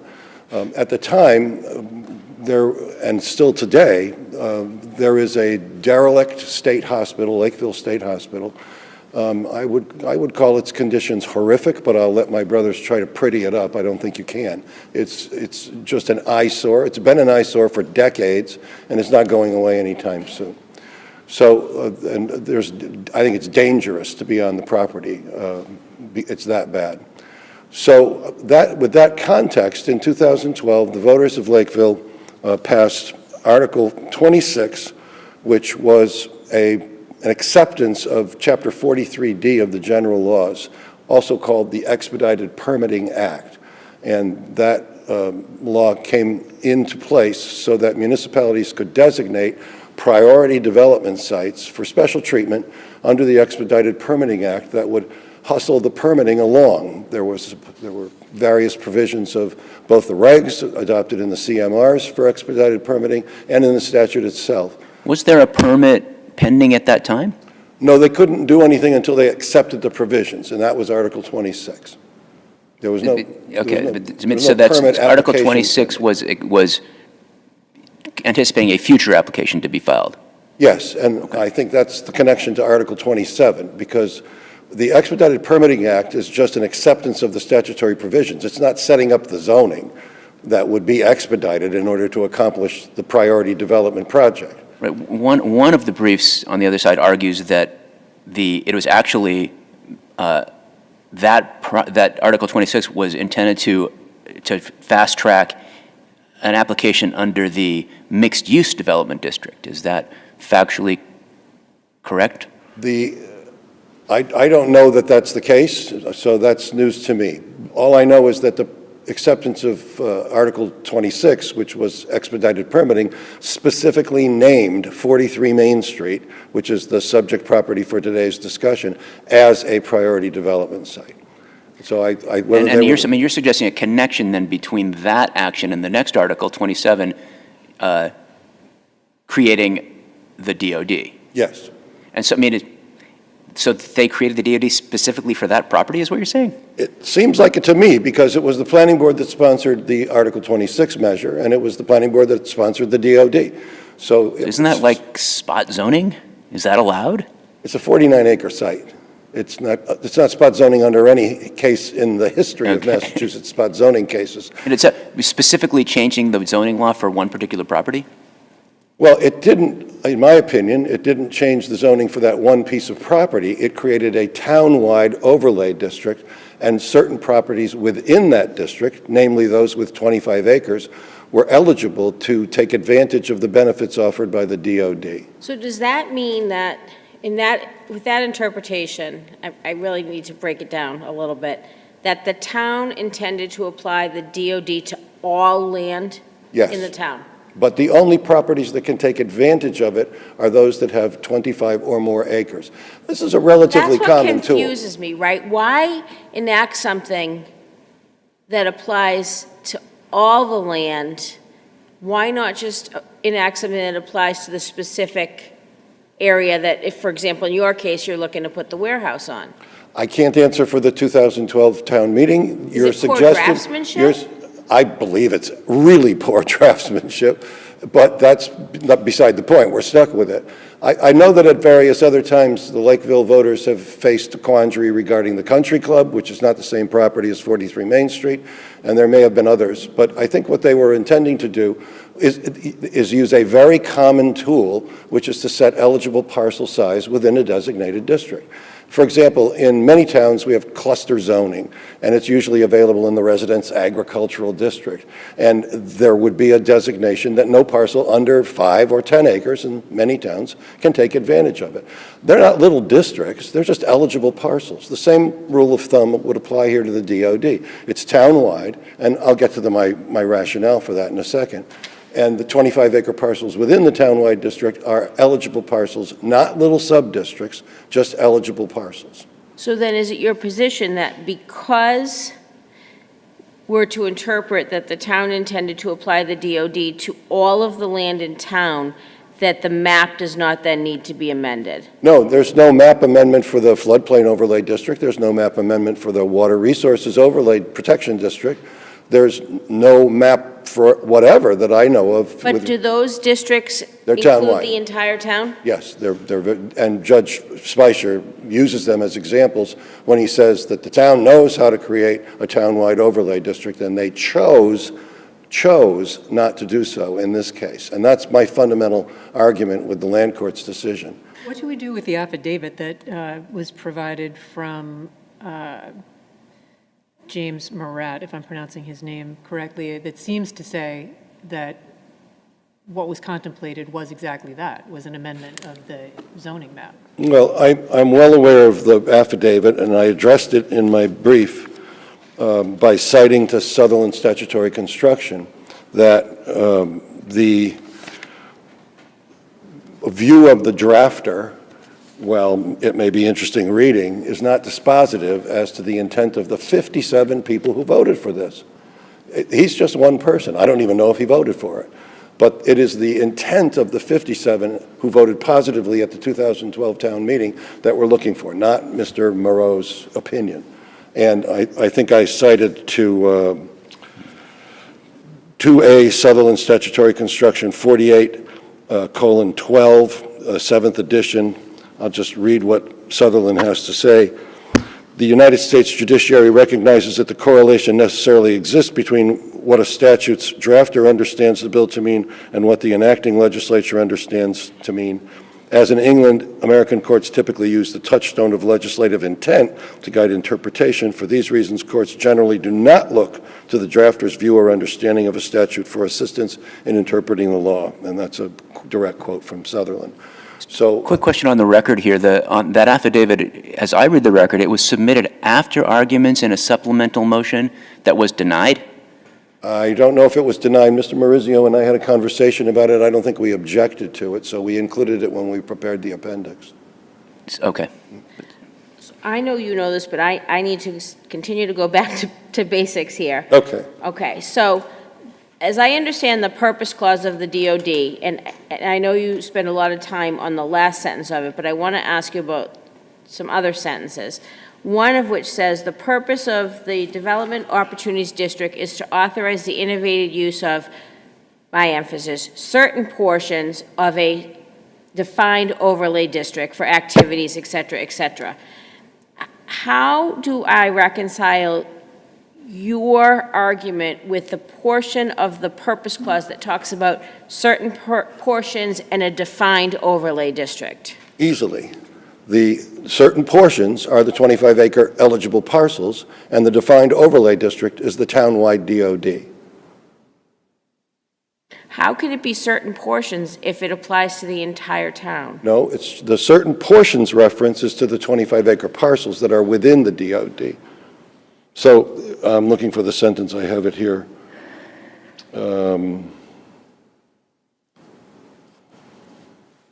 Yes, the innovative use of certain portions of a defined overlay district. The certain portions would be those 25 acres within the defined overlay district, which is a townwide overlay district. So then one of the next sentences says, the intent of the Development Opportunities District is to provide opportunities for economic development expansion in a planned multi-use district while protecting the natural resources of the town. Yes. That seems to me to militate against the view that's intended to apply to all the land in the town. I think the key is in the last sentence, which we've been Well, avoiding. I know that. Your brief says that. I want to ask you about the other sentences. I don't think there's anything in that sentence that indicates anything other than what it says, the intent of the Except that it differentiates between the planned multi-use district with the goal of preserving natural resources. So those two goals, how do you accomplish those if the DOT applies to all land in the town? Because that would mean you could put a warehouse anywhere. Again, if there's multiple opportunities under the DOD because there are multiple 25-acre parcels, that would be the planned effort to take advantage of the DOD townwide. So the parcel at issue here, do you think that you could put a manufacturing plant there? The proposal was to put a warehouse distribution facility. So could you put a public service facility there? Could you put a wholesale distribution center? Well, Could if you you put a look- medical center? The uses in the DO district that are available are listed in section 7921, and they are manufacturing and industrial, high-technology activities, warehouses, distribution centers, municipal public service facilities, transportation terminal, hotel motel, research development, office building, medical center, trade or professional school, country club, retail, service, theaters, restaurants, and other places of public assembly. So it was intended to be a very flexible district, and it would be only by special permit on a 25-acre parcel. So the planning comes in coordinating these things as they begin to pop out of the woodwork over the 10, 15, 20 years of the adoption of the DOD. This was, I think, contemplated to be the first one because the place was literally falling apart.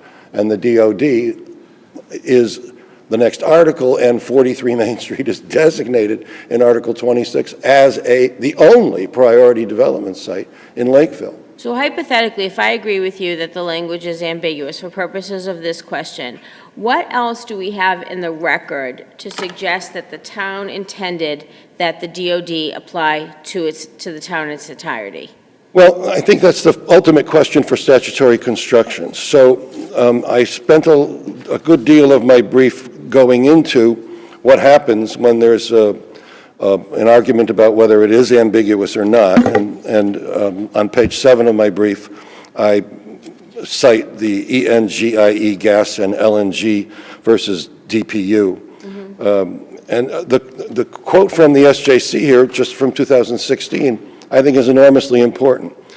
The argument that you don't need to go on if you find the provision not to be ambiguous misapprehends the statutory interpretation. The court does not determine the plain meaning of a statute in isolation.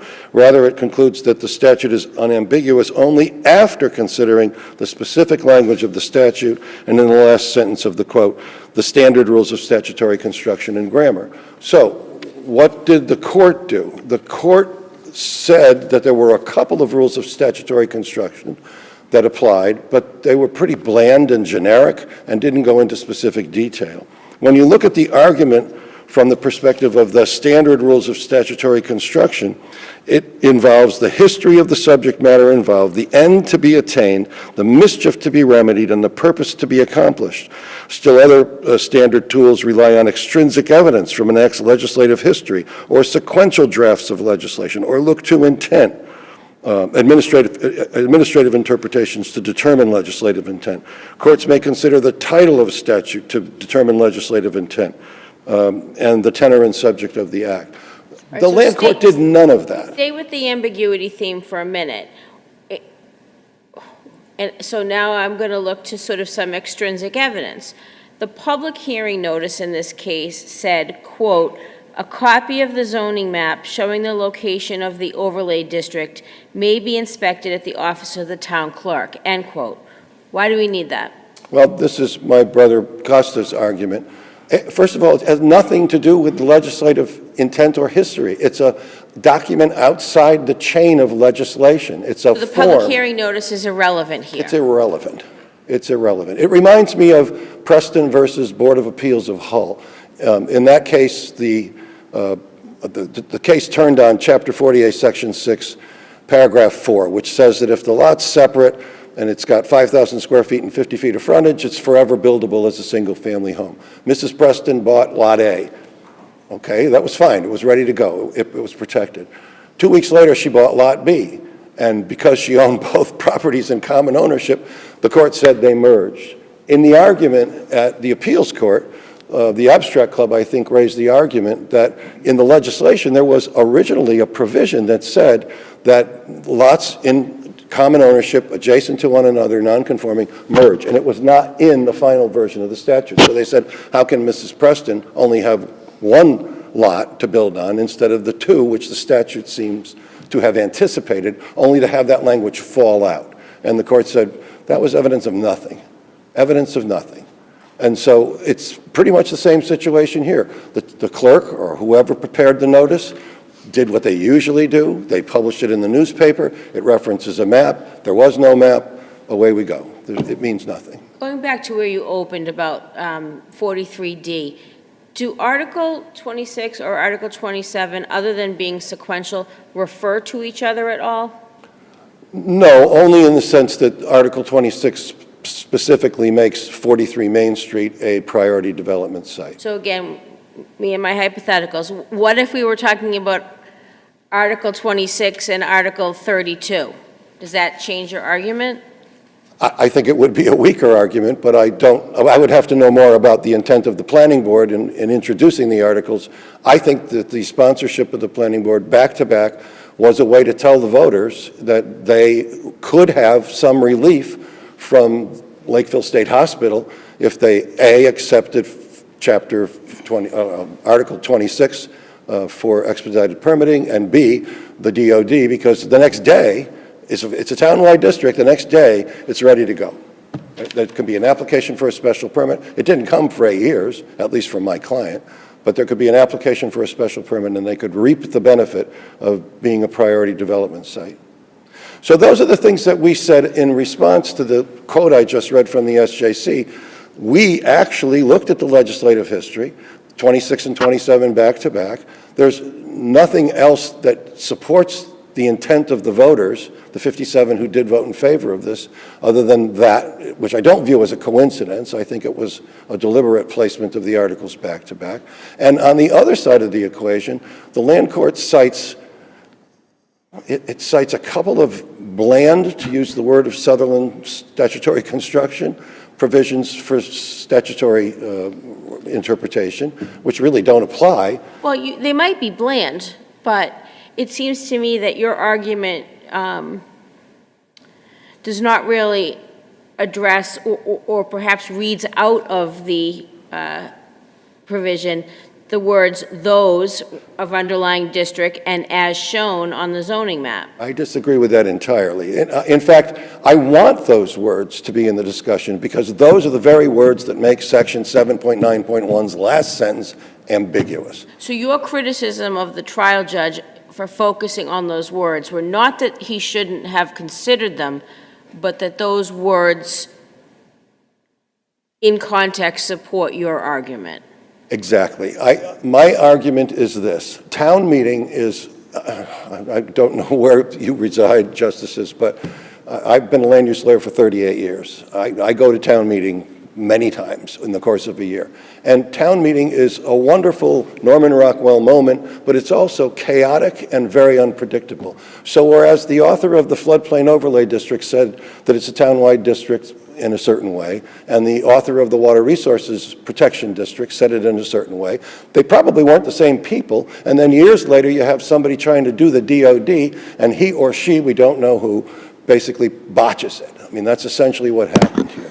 That's my take on what happened. Are we supposed to just ignore the words as shown on the zoning map? No, or no. interpret as shown on the zoning map to mean what? Well, I think they can be read one of two ways. So the first way that I would read them is to suggest, as did Judge Speicher, that the words as shown as, I had a page on this somewhere here, that the words as shown as shown on this, well, I think, I have to get the words in front of me, just hang on, okay. The first way of interpreting this is that it's an overlay district superimposed over those underlying districts as shown on the zoning map.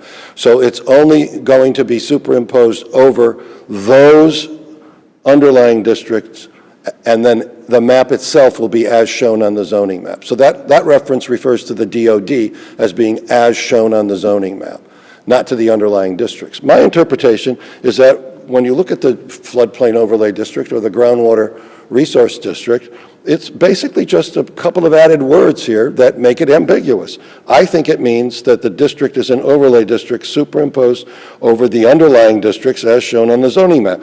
The underlying districts are all shown on the zoning map. The underlying districts are basically business, manufacturing, and residential.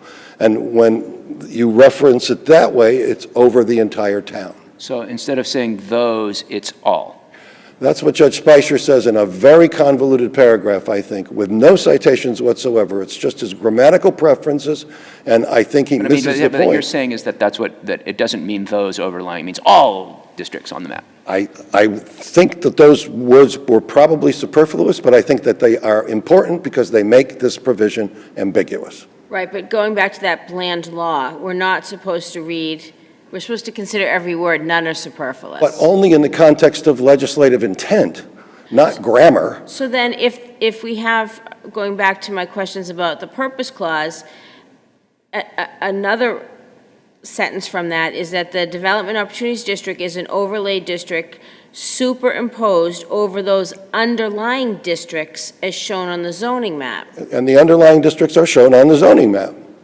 That's where I come at this from. So in the second case, which is Mr. Maurizio, there's a suggestion on page 12 that town meeting has voted to repeal this based on this case. I'm not sure if that we can consider that. Can we? No, I don't think so. But I was going to ask, as of July 28th, after Judge Speicher's ruling, was there any effort, I mean, the town could have then amended the zoning map, right? Or amended Article 27? I haven't been following that closely. My understanding was that there was some interest in that. Town Counsel Amy Questle sitting to my left, and perhaps she can answer the question. If we decide, and I'm not asking you to agree with me, but if we were to decide that the intent of the DOD was to overlay specific districts that were not specified, this would be an affirm, right? I'm trying to understand your question. I guess I'm trying to get to the penultimate question, right? If we decide that the DOD intent was to overlay specific districts and those districts were not specified, this is an affirm. Well, the underlying districts is a specific reference to those sometimes called Euclidean districts in the sense that they appear on the zoning map in virtually every city or town. It's hard to map an overlay district because some are resource dependent for boundaries. For example, the floodplain relies on FEMA mapping. Groundwater resources relies on surficial geology. Very hard to put that on the zoning map. When you do, it creates a contorted, confusing zoning map. So the three underlying districts here in the zoning bylaw of Lakeville are, I believe, residential, business, and manufacturing. I could look at the section in the bylaw, but I think that's my remembrance of it. I mean, one way you could do it is the way they did it for the mixed-use development districts. They specify meets and bounds, and that at the end they say, this is on record, Appendix I know. 299 to 101. And at the end they say this is 73.3 acres, which I think includes the Blakefield Hospital site, right? I don't know about that district itself. But the point is that the author of this, did he intend to specify certain underlying districts and just failed to do so? Or did he intend to actually prepare a map There's a and theory just that they fail to do intended, so? putting aside the affidavit, there's a theory that they intend to do it in two parts.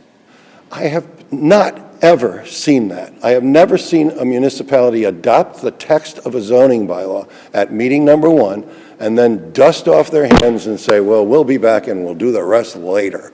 It's hard enough to get the first piece on the warrant in a small town and to get it through. Practically speaking, doesn't Noonan speak about that sort of situation? So it's not the first time that it's ever happened. Am I correct about that, or am I missing the point? I kind of missed the nub of the question. Sorry, whether it happens frequently or not, isn't that the situation that Noonan speaks to? Well, Judge Spicer cites the Sorrell versus Town of Natick case as an example. It doesn't have anything to do with what happened in Lakeville in 2012. In the Sorrell case, it's one of a kind. They put in a giant overlay district. I think you had to have 1 million plus square feet in order to be eligible to be in it. And they voted one guy's property in. The next town meeting, Sorrell came back and said, me too, I want to be in the same district. And the voters turned it down. And the quote from the case that Judge Spicer relied on, it's okay to do something at meeting number 1 and another thing at meeting number 2, is inapplicable in this case. My But view. would your interpretation of the DOD cause some residential and other properties to essentially be rezoned? Only if they're part of a 25-acre parcel. And they would not be rezoned, they would be eligible at that time. So it's designed to work both ways. Eligible for what? The benefits of the DOD townwide district, the special permit process, the new uses that are listed, the more flexible Well, waiver hypothetically, provisions. a residential house in that 25 acres could then say, I want a special permit to put a warehouse where my house is. Well, they'd have to be in conjunction with the other owners of the 24 acres around them, and they'd have to do it as a joint application. A single-family house lot would not be eligible for that. And how many acres would this project cover? 49. 49. So at the end of the day, I look at my choice in interpreting this, and your choice, I suppose, now as well. The key is the intent of the 57 who voted yes. 57 people. We'll never know. We're not going to take depositions to find out what they thought they were voting for. That's already been banned by the SJC in the Bellingham case involving a power plant vote years ago. So option number 1 is to follow the path that Judge Spicer has blazed and to suggest that the following sequence basically occurred. 1, the voters accepted 43D, expedited permitting. 2, the voters designated 43 Main Street a priority development site. 3, the voters approved the text of Article 27, the DOD, and then they stood back proud of their accomplishments and said, let's go home and we'll come back another night and we'll put that on the map. Like I said, I've never seen that happen before. The alternative is to say exactly what I just said. The voters accept 43, they designate 43 Main Street, they approve the DOD, and they assume their intent is that the DOD will now be available for use by the next person with 25 acres in the town who wants to apply for a special permit to do a priority development site. And you were the next person. There's no other project. Oh, it didn't come for 8 years. It did it for 8 years? You know, there may have been intervening projects that made use of this. I've heard a past reference to a Cisco project that pulled out. Anything else that's bubbling around the surface here or at the SJC that we should know about? Is anyone else challenging this in this way? No. I think those cases You are try long. to be consistent. They're long gone, yeah. Okay. Yeah. So I think ultimately that's the way I frame this. And knowing voters at town meeting like I do, I think I'm a pretty good read of them. I can't imagine them saying, oh, we'll come back another day. I think they thought it was a town-wide district. Just a couple of other points. I think we've covered the contributions to statutory construction of both of my brothers, and so I don't think I need to repeat myself on that. Just the floating zone topic, just to close it out. A floating zone is a district which is amended by administrative action rather than legislative action. So it would be placement of a district on a map by the planning board instead of by the town meeting in a town or the city council in a city. If you take my interpretation to be correct, that the DOD is a town-wide district and that the 25-acre parcels are merely eligible parcels and not little sub-districts of some sort, there's no floating zone because the district was fixed by town meeting. There's no placement of it on the map by anybody other than town meeting. And the 25-acre parcels, once assembled, would just be eligible parcels for the benefits of the DOD provisions. And as I said, that's a common tool. It's used all the time. You managed to save 30 seconds. Was this set at 30 or 20? I don't remember. You've got 30 seconds left. I'm done. Thank you very much for Thank listening you. this morning. I think, Mr. Costa, are you going first? Yes, Your Honor. Check and see if it's still this morning. Just about still this morning.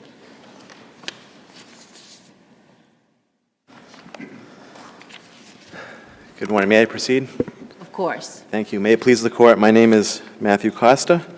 I'm the attorney for the plaintiffs' appellees in 2022 P1026, and those people are John Jenkins, Heather Bodwell, John Ayers, Ryan Eaton, Stephanie Eaton, and Andrew Vrostek.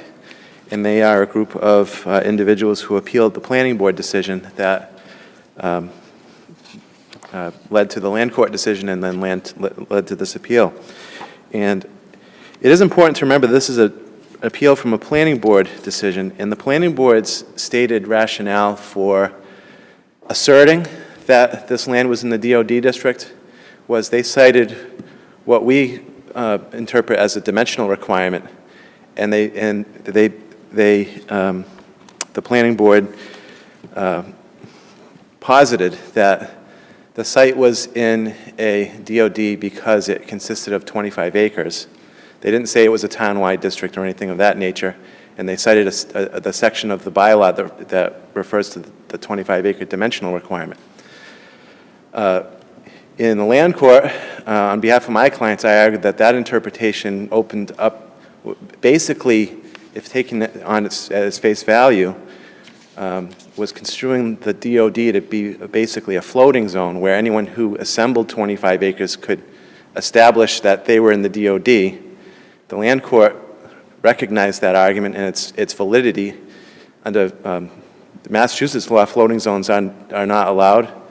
Chapter 48, Section 3 states that zoning districts have to be established by with set dimensions. They can't float. There's other nuances in the law that kind of create some gray areas around that, but basically, floating zones aren't allowed. And so here with the appeals court, the developer, the appellants, they have a different set of arguments. They haven't advanced that argument about the 25 acres because we suggest that that would open up the interpretation that this is a floating zone. And so now the argument is that this statement of purpose in the bylaw created a town-wide zoning district. And we submit that that's not even a remotely plausible, reasonable interpretation of the bylaw, and that the bylaw is not ambiguous. For something to be ambiguous, it has to be reasonably subject to two meanings, and more of the context has to be taken into account than just one sentence out of a bylaw. So we submit that this is a zoning bylaw. Part of interpreting it is to understand the underlying law that we're dealing with. This is a bylaw that exists under Massachusetts General Laws, Chapter 40A. It exists under the precedent that exists under that statute, and it exists according to the procedural requirements for adoption of zoning bylaws. And So does it matter that Article 26 and Article 27 were sequential?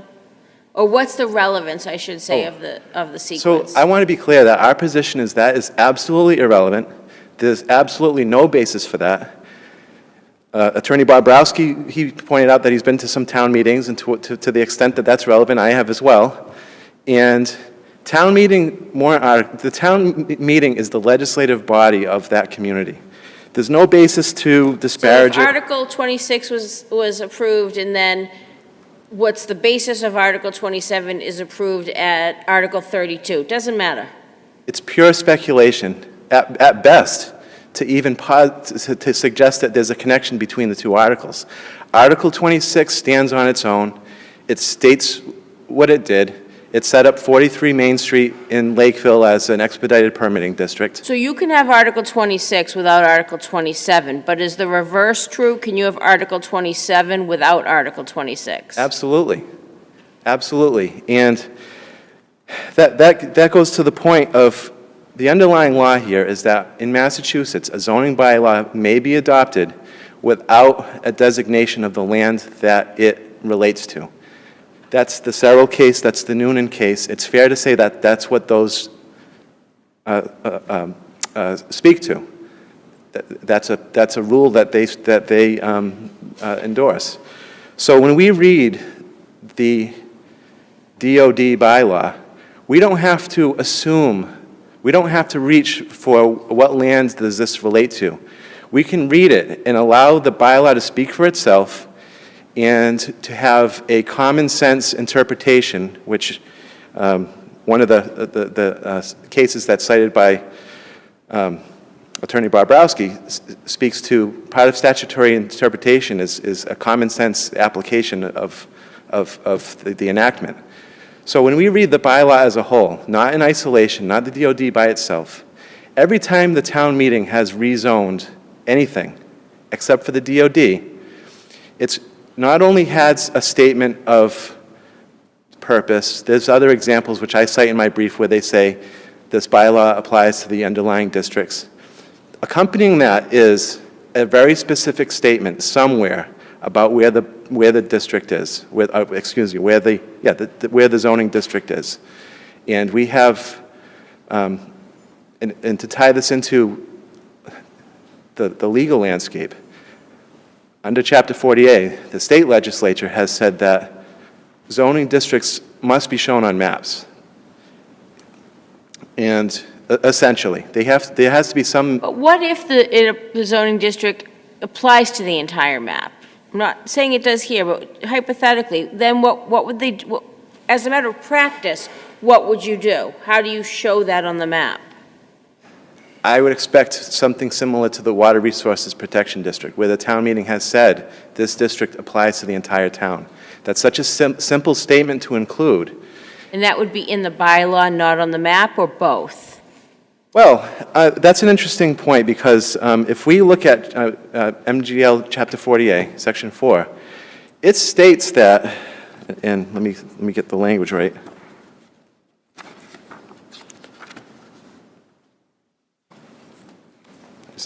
Just want to cite it accurately. It states that districts shall be shown on a zoning map in a manner sufficient for identification. So if I was a stranger to a community and I was trying to interpret a bylaw, this ties into the last argument in my brief, I would read the bylaw and I'd look at the zoning map, and that's the reason. So, and then it says, such maps shall be part of zoning ordinances or bylaws.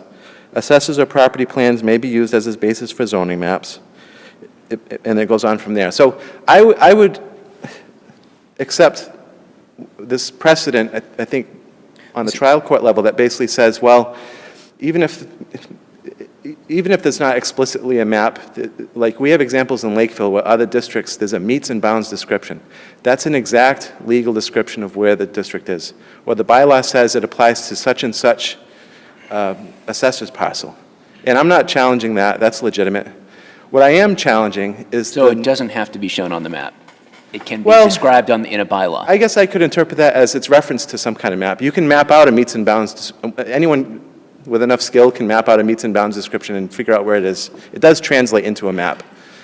Of an ambiguous reference such as what the appellants So I'm sorry to interrupt.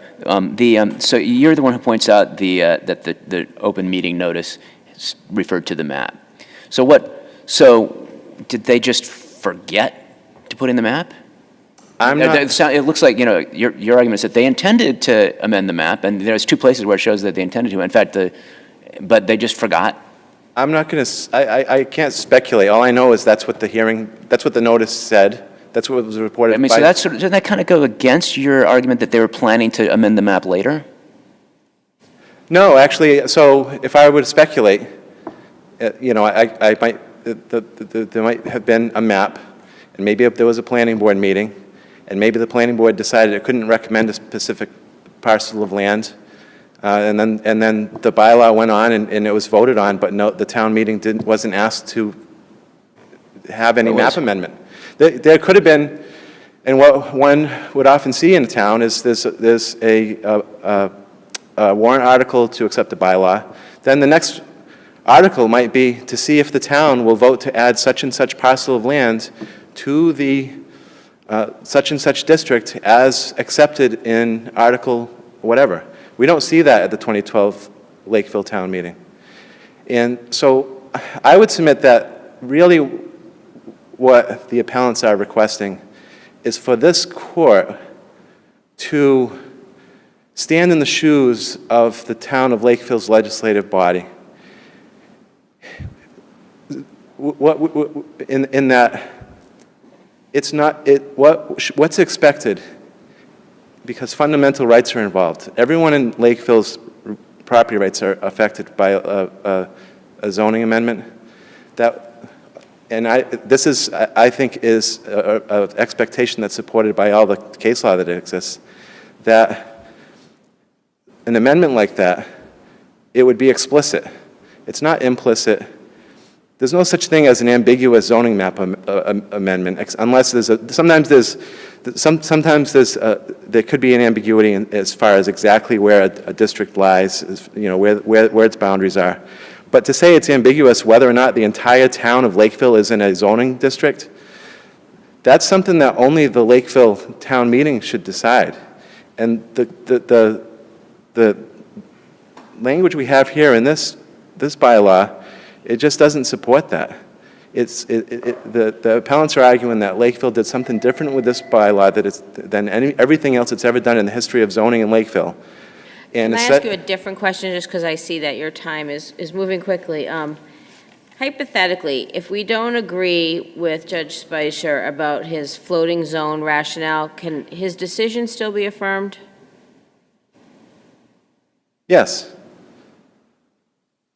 Because as I understand, and maybe I don't understand it, but I think the defendant's argument would basically allow certain portions of residential and other properties to be rezoned within that acreage, and that just doesn't seem right to me. In the sense that anyone could assemble 25 acres? Right, that's what would happen. Which is so implausible. So in the town of Lakeville, these uses that are allowed in the DOD district, they're categorically prohibited in residential districts, many of them. And so it does, So is your client's objection to the size of the project, the nature of the project, both? Yes. So my clients, they're abutting property owners all except for one. They live in the residential subdivision immediately next to this development, and they were concerned about impacts, pretty much as what one would expect for a development like this, noise impacts, hours of operation. This would have been, I believe, 24/7. It was undisputed there would be noise impacts on the neighborhood, and so they've exercised their rights to appeal.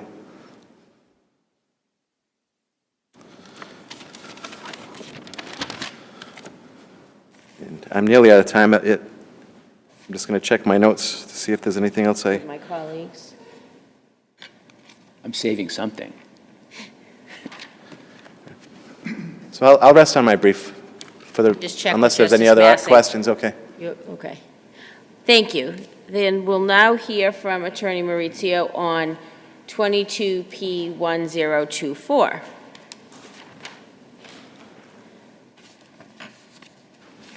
May it please the court, it's either the morning or the afternoon, I'm not You sure. finally hit afternoon. Thank you, Your Honor.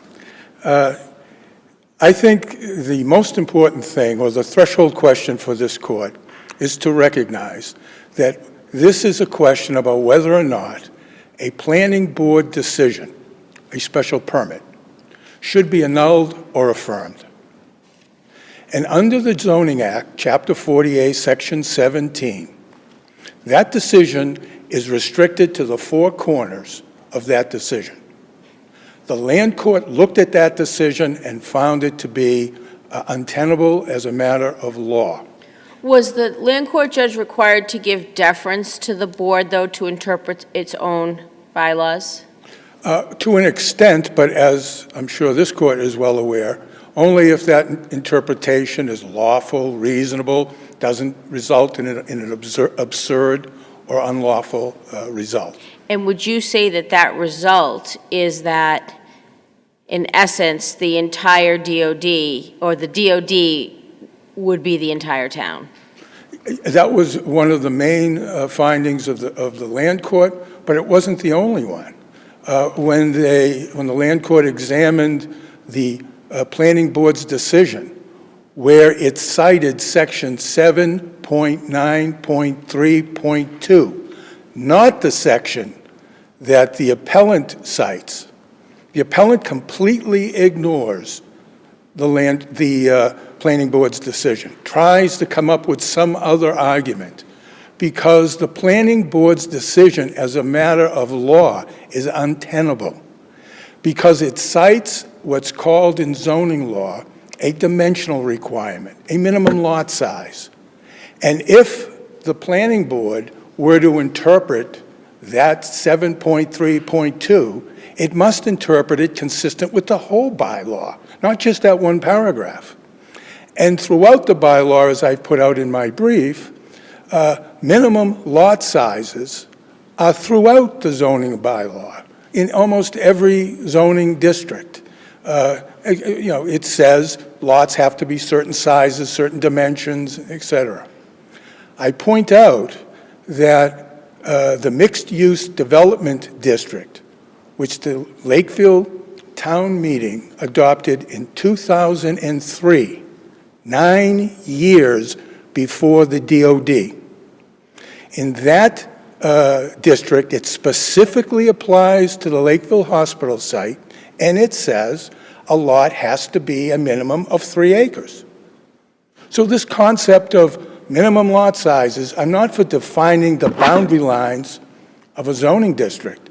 It's for whether or not a particular piece of land that happens to be within the defined zoning district qualifies for whatever type of development is allowed in that district. They're entirely different issues. Identifying the boundary lines of a zoning district and what lots within a zoning district qualify for what uses. Can I ask you a real basic background question? Since you're arguing about we should be looking at the four corners of the decision, what's the distinction between your two lawsuits?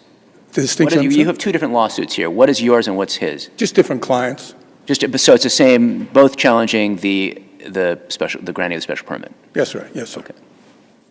You say in starts, I think, at page 12 of your brief that there was an interim enactment that required a second enactment by town meeting to define the district's boundary lines, excuse me.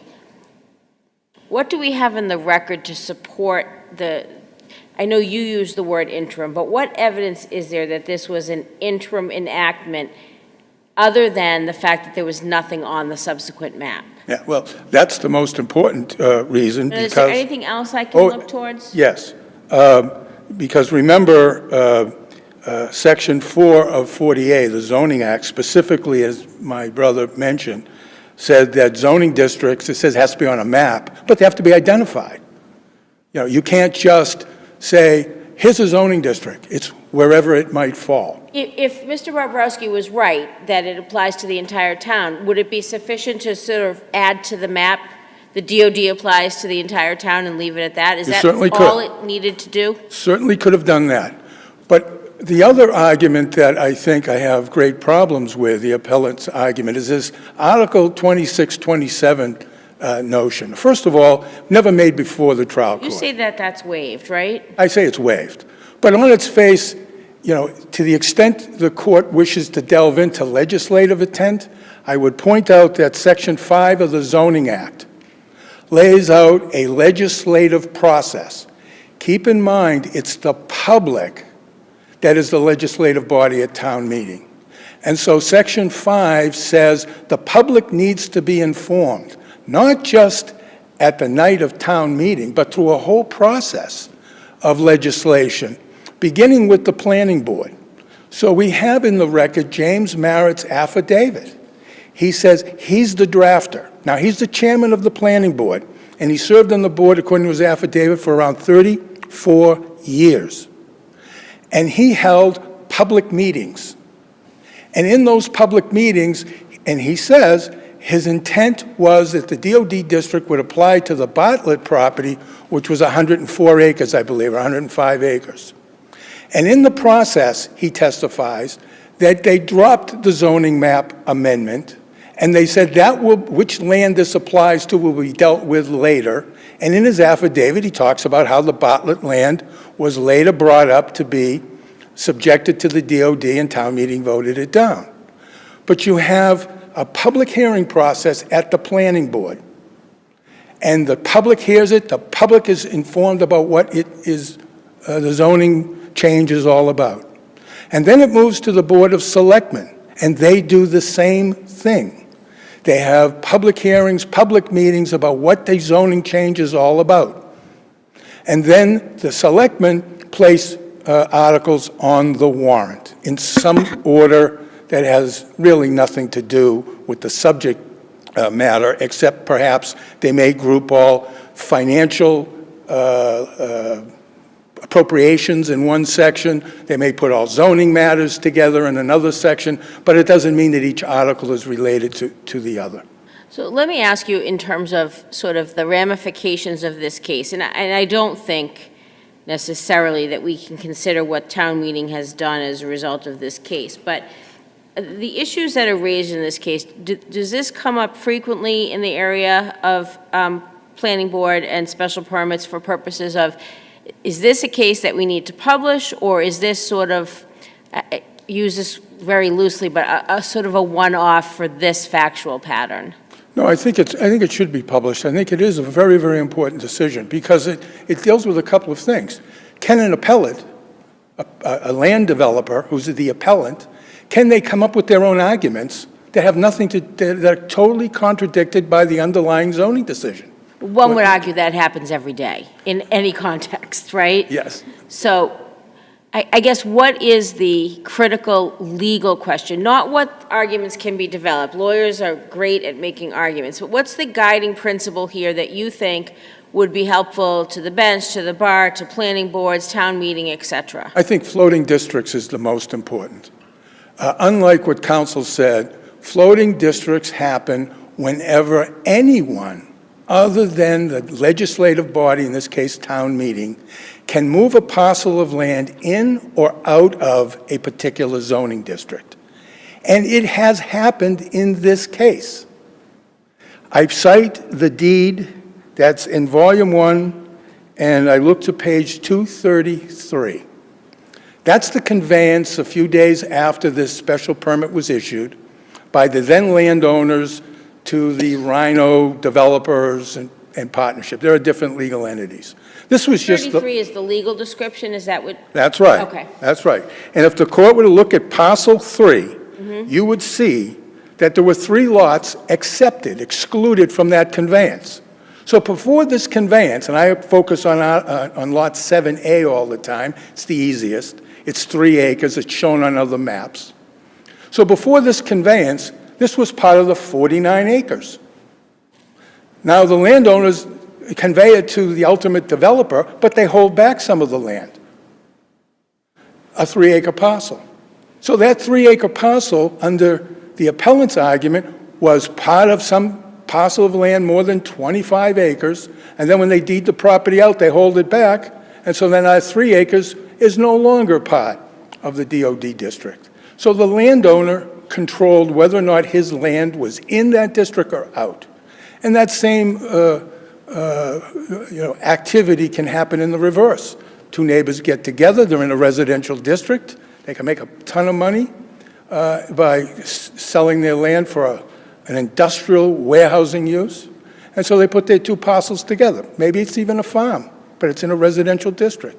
And all of a sudden, boom, they decided that their property should be within the DOD district merely by the size of their land. And all the neighbors that have homes next door and around that, under this argument would suffer. That's not how it's supposed to happen. That's a classic floating zone. That's left up to town meeting to decide. As Mr. James Merritt said, when they tried to put the 104, 105 acre Bartlett property to the DOD district, town meeting said no. So that's the biggest harm, and the planning board was well aware, as you can see in the record. Both myself and Attorney Costa notified the planning board that what they were considering was improper, illegal, principally as a floating zone.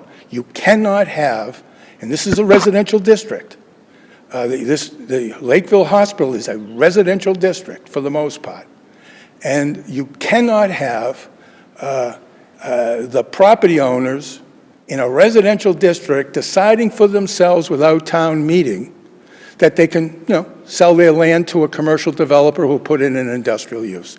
That's not allowed. Can you explain to me an argument you make on pages 25 and 26 of your brief?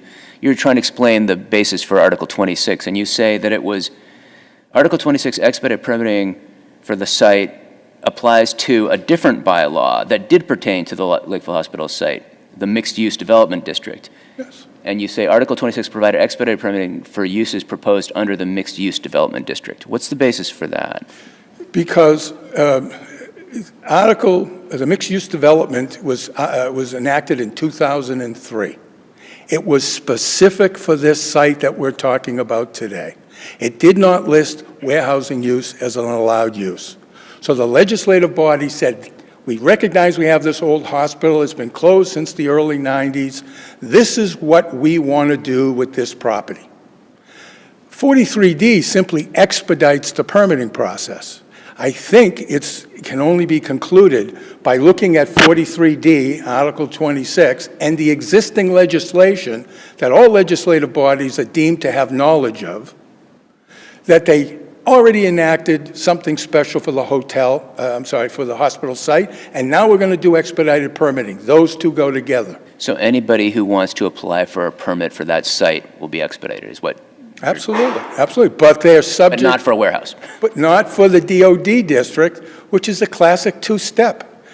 James Merritt, who shepherded the whole thing through 9 years after the mixed-use development bylaw was passed, he said it was all about the Bartlett property. So what about the argument that Mr. Bobrowski makes that you can't attribute the intent of the town meeting to him, to the drafter? With all deference to Attorney Bobrowski, he argues both sides of the same issue. He says, let's get into legislative intent. And there's the guy who was shepherding the whole legislation through town meeting. Can, like, a member of Congress testify, this is what I meant when I proposed this law to Congress? Well, Congress, of course, is a different animal. They function differently. There's not a... And what about, this also bothers me. The affidavit of merit was in a motion to supplement the record, which the judge denied, right? He didn't deny it. He didn't act on it because he'd already written his decision, I believe. And well, as you read his... the appendix actually does include on 7/28/22, plaintiff's motion to supplement summary judgment record with material affidavit denied as motion is untimely. That's on the docket. Maybe it is, but I think Judge Spicer, as you read his decision, he didn't need to go that far. And I point out again that this argument between Article 26 and 27, because it's sequentially at town meeting, was never presented to the land court. It was never there. You have very little time left, so let me ask you, why are you entitled to fees? I think this is beyond question that this is an appeal that has absolutely no foundation at all. Again, it's a challenge to a zoning decision, whether it should be annulled or affirmed, and that zoning decision doesn't make any of the analysis, doesn't make any of the arguments that the appellate has now come up with as they try to find a different route to their end, which is the development of a massive warehousing operation in a residential district. And we will need to leave it there. Thank you both. I want to thank all counsel. Very well briefed, very well argued. The matter is under advisement. This will also conclude this morning's sitting. I want to thank our court officers, our law clerks, and our timekeeper. We are in recess. All rise.